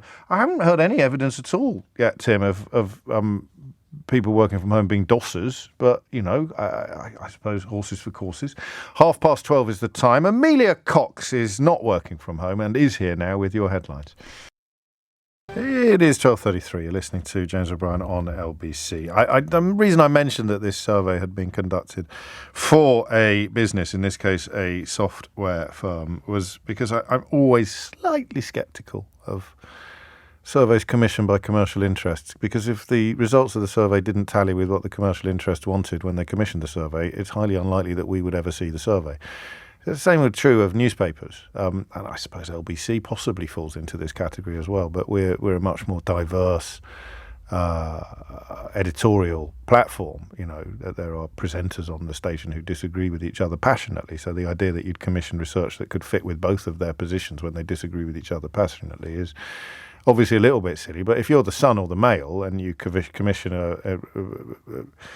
an investigation, you'll commission opinion polling or a survey into what people think of wokeness, then if 80% of people come back saying, oh, grow up, I don't even know what it means, doesn't it just mean anti-racist? Then you're probably not going to put that on the front page. But if 80% come back saying, I hate it, I don't know what it is, but I hate it, down with that sort of thing, then you're going to get probably 4 pages of editorial out of it. So I think this is about the middle bit. 5 days a week in the office, bad. 5 days a week at home, bad. Little mixture of both, good. But I don't know where you are. And I also want to know why you've had enough of working from home. How badly is it affecting you? How heavily is it changing, really, your relationship with your work? And indeed your mental health. John's in Staines. John, what would you like to say? Hi, James. Hello, mate. I didn't think I'd actually be able to get on here, ever. I always thought it'd be something more positive, e.g. Mystery Hour. Oh, well, there's still time. It's only Tuesday. We'll be back on Thursday. So I wanted to call in because I was someone that absolutely loved the whole working from home thing initially. I started before COVID. Just before COVID. I think I was one of the first in there, all my friends anyway. Yeah. And it was lovely. Obviously, the sun was shining all the time. I could go take my dog out. There was no pressure, especially during COVID, because everyone was in the same boat. So it's like life had stopped, all life's pressures had stopped because everyone was in the same position. Fast forward now, what have we been, like 2-3 years? Yeah. I'm really seeing it now. Oh, 3 years, sorry. I'm really seeing it now. Are you still 5 days a week at home, or? I'm still 5 days. It's literally, it's full time at home. There's an option to go into the office, right? But for me, I found that I'm still going in to essentially talk to strangers, because there's no guarantee that the same people that have been in the office there's no guarantee the same people will be in the office. Chicken and egg, though, isn't it? Because the more you go in, the more likely you are to see people that you know, because you were in more often last time. But I do understand what you mean. Yeah, and I feel it's the isolation. I feel at the minute, for me personally anyway. There might be other people listening that are in the same position. But there's lots. I feel like it's starting to seep into my personal life. I'm sure. Areas of my life. When did you notice? When did you sort of feel that? So, hang on a minute, this isn't all it's cracked up to be. I'd say it's been quite recent for me, to be fair. Yeah. I think it's in the last couple of months. Right. It's really started to get to me. I feel like now other people in my life have to pick up have to kind of fill in the gaps where the work life did. Yeah. The people that you saw every day, you kind of form relationships with them, and they'd essentially be part of your life. Yes, absolutely. No matter how much people try to say that work life is, you kind of try to keep it separate. It's intertwined, whether you like it or not. Yeah. Realistically. I have to think, who do you dream about at night? You're just as likely to dream about a work colleague that you don't even like very much, let alone the ones you do like, as you are about your partner or your mum, aren't you? It's in fact, you spend more hours with your work colleagues than you do with family members usually. So it's absurd not to think that it's a huge part. What are you going to do about it then? I'm not really sure at the minute. I'm in a difficult person. Honestly, I'm in a difficult place at the minute, to be honest. Sorry to hear that. I'm trying to figure it out. I suppose talking to you, I guess, is some sort of like public therapy. Sure. So I hope people listen. I hope at least someone listening. It's the four walls, right? It's the four walls after a while. Definitely. They just start closing in a bit. Yeah, I just bought a house. I think. Well, I've been in it a year ago, but it's starting to feel like I spent $300,000+ on a prison. Well, that's a shame. Don't let that happen. I mean, you can still get out of the house even if you're not going to the office. You sort of get some nature into your life, and that kind of thing. But also maybe just make a deal with yourself and just say, right, I'm going in for 2 days a week, even if it's tough, or 1 day a week to start with. Even if it's tough and I don't know anyone there, it will sort of break the seal on what you're doing now, John. Won't it? Yeah. I don't see any other way, mate, to be honest with you. No, not even. I feel, and just, I suppose the last thing to say really is, for me, it's like, I feel like it might be the same for someone else with partners. It's like it puts a bit of pressure on your partner as well, because if they're someone who's out the house all the time, when they come in, you straight away you're like, all right, I need to. I need your full attention. They need to sit down and decompress, and you need them to fill the hole that's been left in your life by not having any social element to your working day. John, I feel your pain, mate. I really do. It's good that you talked about it or acknowledged it to yourself. That's often the first step. But I don't know that the mountain is enormously steep. Just start baby steps. That's it, and go in for 1 day. But make that little deal with yourself that you'll do 1 day every week and just start swinging it a bit. Because I reckon the best case scenario is actually 2 or 3 days a week at work and 2 or 3 days a week at the office. And everyone really seems to suggest that is optimal. But 5 days a week at home, I think there's a broad consensus that is not what it was when you started doing it. We should remember Claire. I promised I'd remember Claire last week, didn't I? Who has a immunocompromised family member. So we do need to remind ourselves that COVID isn't over. People with or living with immunocompromised conditions, working from home is a necessity for them, and therefore this rhetoric of trying to turn it off again needs to be resisted in part. So for people who have no choice, you don't want working from home to become a little bit suspect or a bit anathema. I'll keep that in my mind very much. Thank you, John. Ellie's in Hull. Ellie, what would you like to say? Hello, my lovely. Hello. I've changed my mind a little on this. No point having a mind if you never change it, Ellie. And I started off, so full disclosure, I'm a wokerati card carrying, anti-growth coalition, member, all of that malarkey. Lefty liberal, exactly. Yes. And so I started off at the pandemic kind of feeling very, we should all be able to work from home forever, and nobody should ever mandate us to come back to the office ever, and I fully loved it, even if I live in the middle of nowhere with like 0.5 meg internet. Yeah. But I was loving it, and then I think it's really been in the last 2 or 3 months.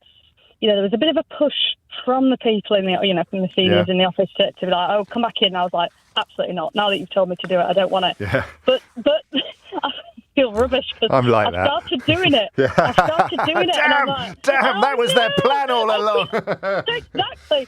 And I think it's really the people. I've got a little team of 8. Yeah. And it's so nice to see them, and it's so nice to see genuine, growth and them talking to each other and all the stuff that I want for them as a manager. And I'm like, damn, it actually works. And I feel really bad. And I don't think 5 days from the office, I'd hate that as well. But it's all or nothing, isn't it? It's that little bit in the middle. And I think it's there are some people who want to do 2 days, and let them do 2 days. They might end up wanting to do 3, but I think it's more about letting them come to that conclusion themselves. There's a boss class. I think you're right. Well, you've got whatever the opposite of the boss class is. You've got no one is the boss of me. No one tells me what. And if they tell me what, I'm the same.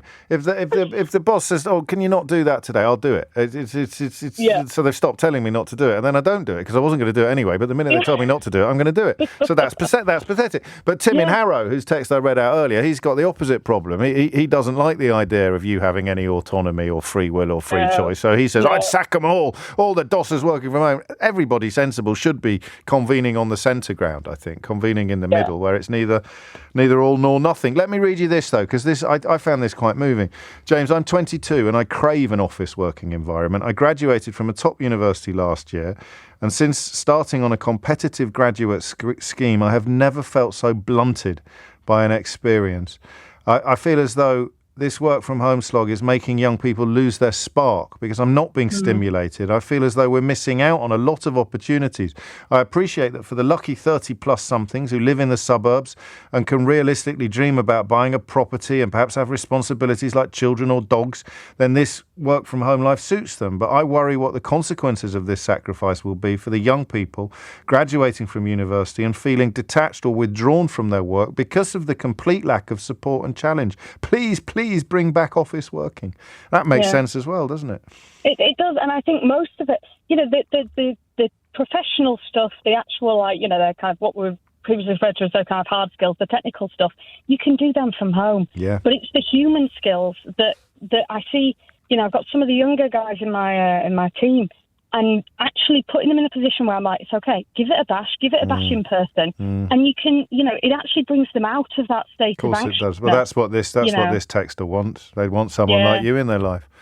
Yeah, they need someone to just push them a little bit, but be there in person. That's what so that when they come out that meeting, I can kind of double thumbs up from across the room and be like, how'd it go? Is it all right? Do you want to go for a coffee? Decompress? That's so right. Yeah, the double thumbs up from across the room. You don't get that in an email. Not just back to a silent room and you feel like you're intruding if you message your boss and go, just come out this meeting, have you got 5? Yeah. You can't do that. No. So I feel really bad because I'm just like, oh no, maybe I'm one of them. They're going to revoke my Liberal card. I don't think no, it's not. It's not that though, is it? Because I mean, you could cut it both ways. You could call yourself a libertarian instead, and then you can get away with a multitude of sins as people demonstrate daily. Thank you, Ellie. I'll read a quick text rather than go to Grant. I'll go to Grant straight after the next pause. Maybe for a bit of balance. I worked from home full-time from 2005 until 2022.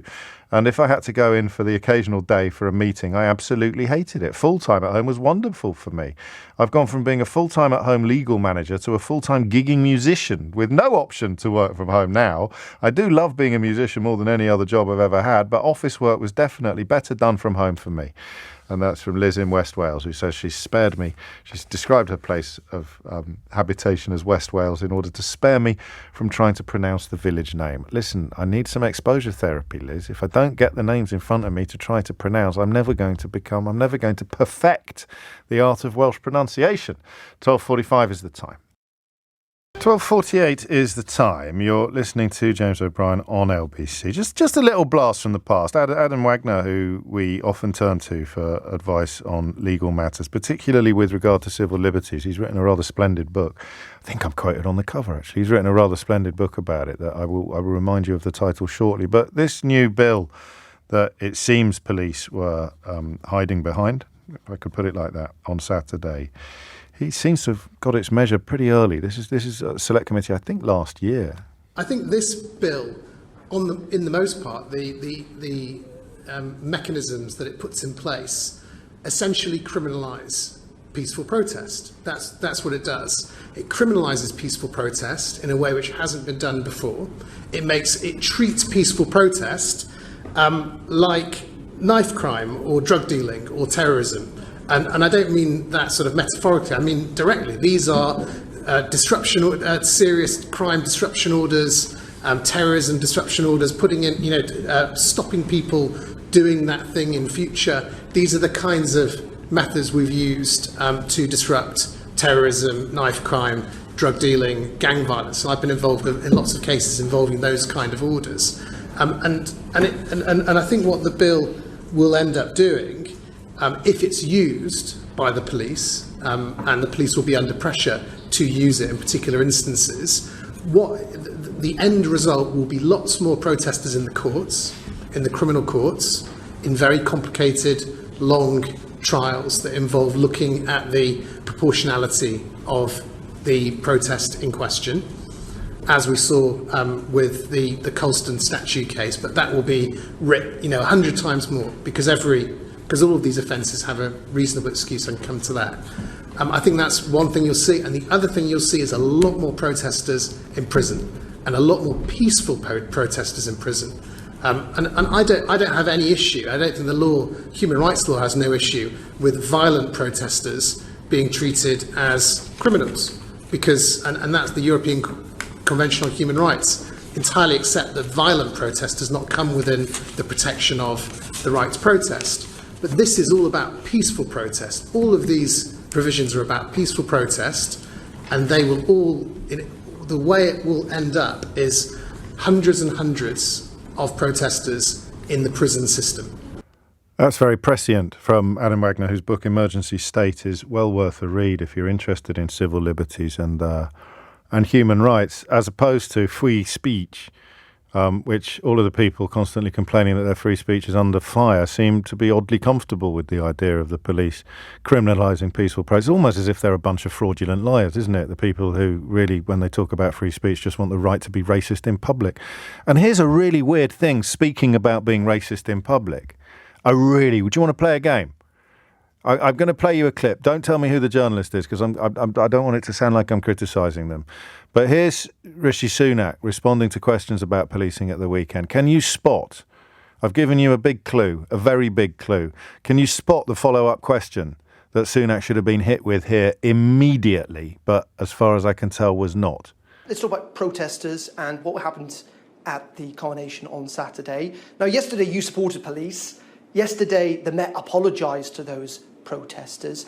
In the end, isn't the problem actually operationally police will make decisions on a day-to-day basis? It's the law that you brought in. It's too wide.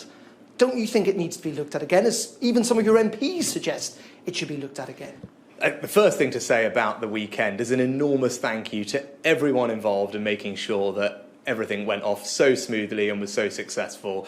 Lots of people worked incredibly hard, including the police, to make sure that happened, and I'm very grateful to all of them, as I think everyone will be. Now, with regard to protests, what I'd say is, of course, people have the right to protest freely but peacefully, but it is also right that people have the ability to go about their day-to-day lives without facing serious disruption. And what the government has done is give the police the powers that they need to tackle instances of serious disruption into people's lives. I think that's the right thing to do, and the police will make the decisions on when they use those powers. But was there nothing that happened that made you feel uncomfortable? You're right, we live in a democracy. People have got the right to protest. These people didn't have the right to protest. They were stopped from even protesting. Did that not make you feel a bit uncomfortable? But we also live in a society where the police are rightly operationally independent of government, right? They make the decisions on the ground in the way that they see fit. That's the way that we've always done it. That's the right way to do it. It wouldn't be right for me to interfere with their operational decisions, but it is right for the government to give the police the powers they need to tackle serious disruption, because as we've seen over the last weeks and months, there are lots of instances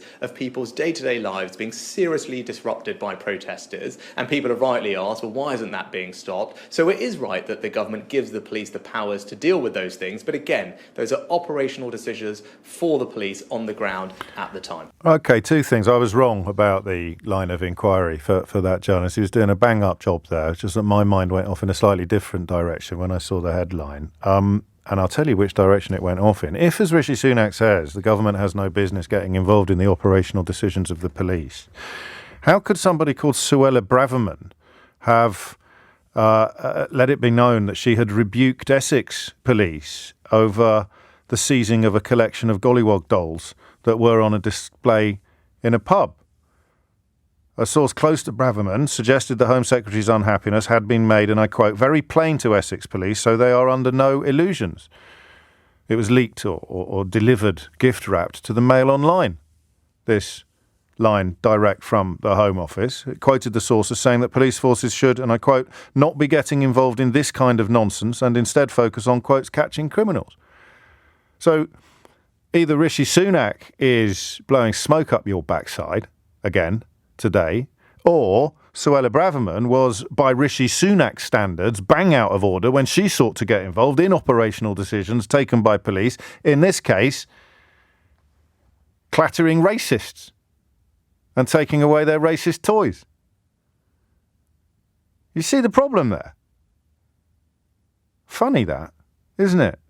Oh no, definitely shouldn't be going. And of course, just to complete the Braverman triangle, almost inevitably, Essex police denied that they'd been in touch at all. So giving a story to Mail Online that probably wasn't true, but would appeal to the kind of racists whose vote she is in pursuit of, and don't take my word for that, ask Saeed Avarsi, former chair of the Conservative Party, puts her at direct odds with the bloke who had to make a Home Secretary. My book's out in November. I finished the Braverman bit yesterday. I don't think she's going to be there by November, which means I'd have to go back and rewrite bits of that chapter. Not that I want to make it all about me. Andy's in Cambridge. To steer us back to working from home, I can give you 2 minutes, Andy. What have you got? Great, okay. I am 70 years old, got me bus pass and pension, and I've been working from home for over 3 years now.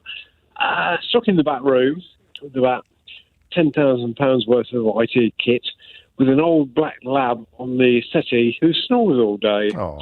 And, you know, I'm earning £2,500 a week, and I did a review of charities fundraising.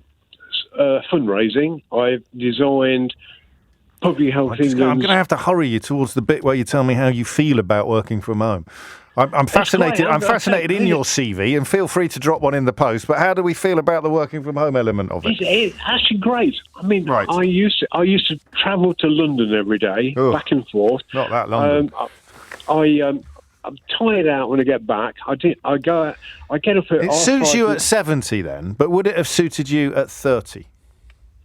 Yes, it would. Oh. I mean, well, at 30, I used to live in Korea and Singapore, and I used to work in Korea, Singapore, Malaysia. Do you know when I left school? Right, we're going that now, are we? Go on, yeah.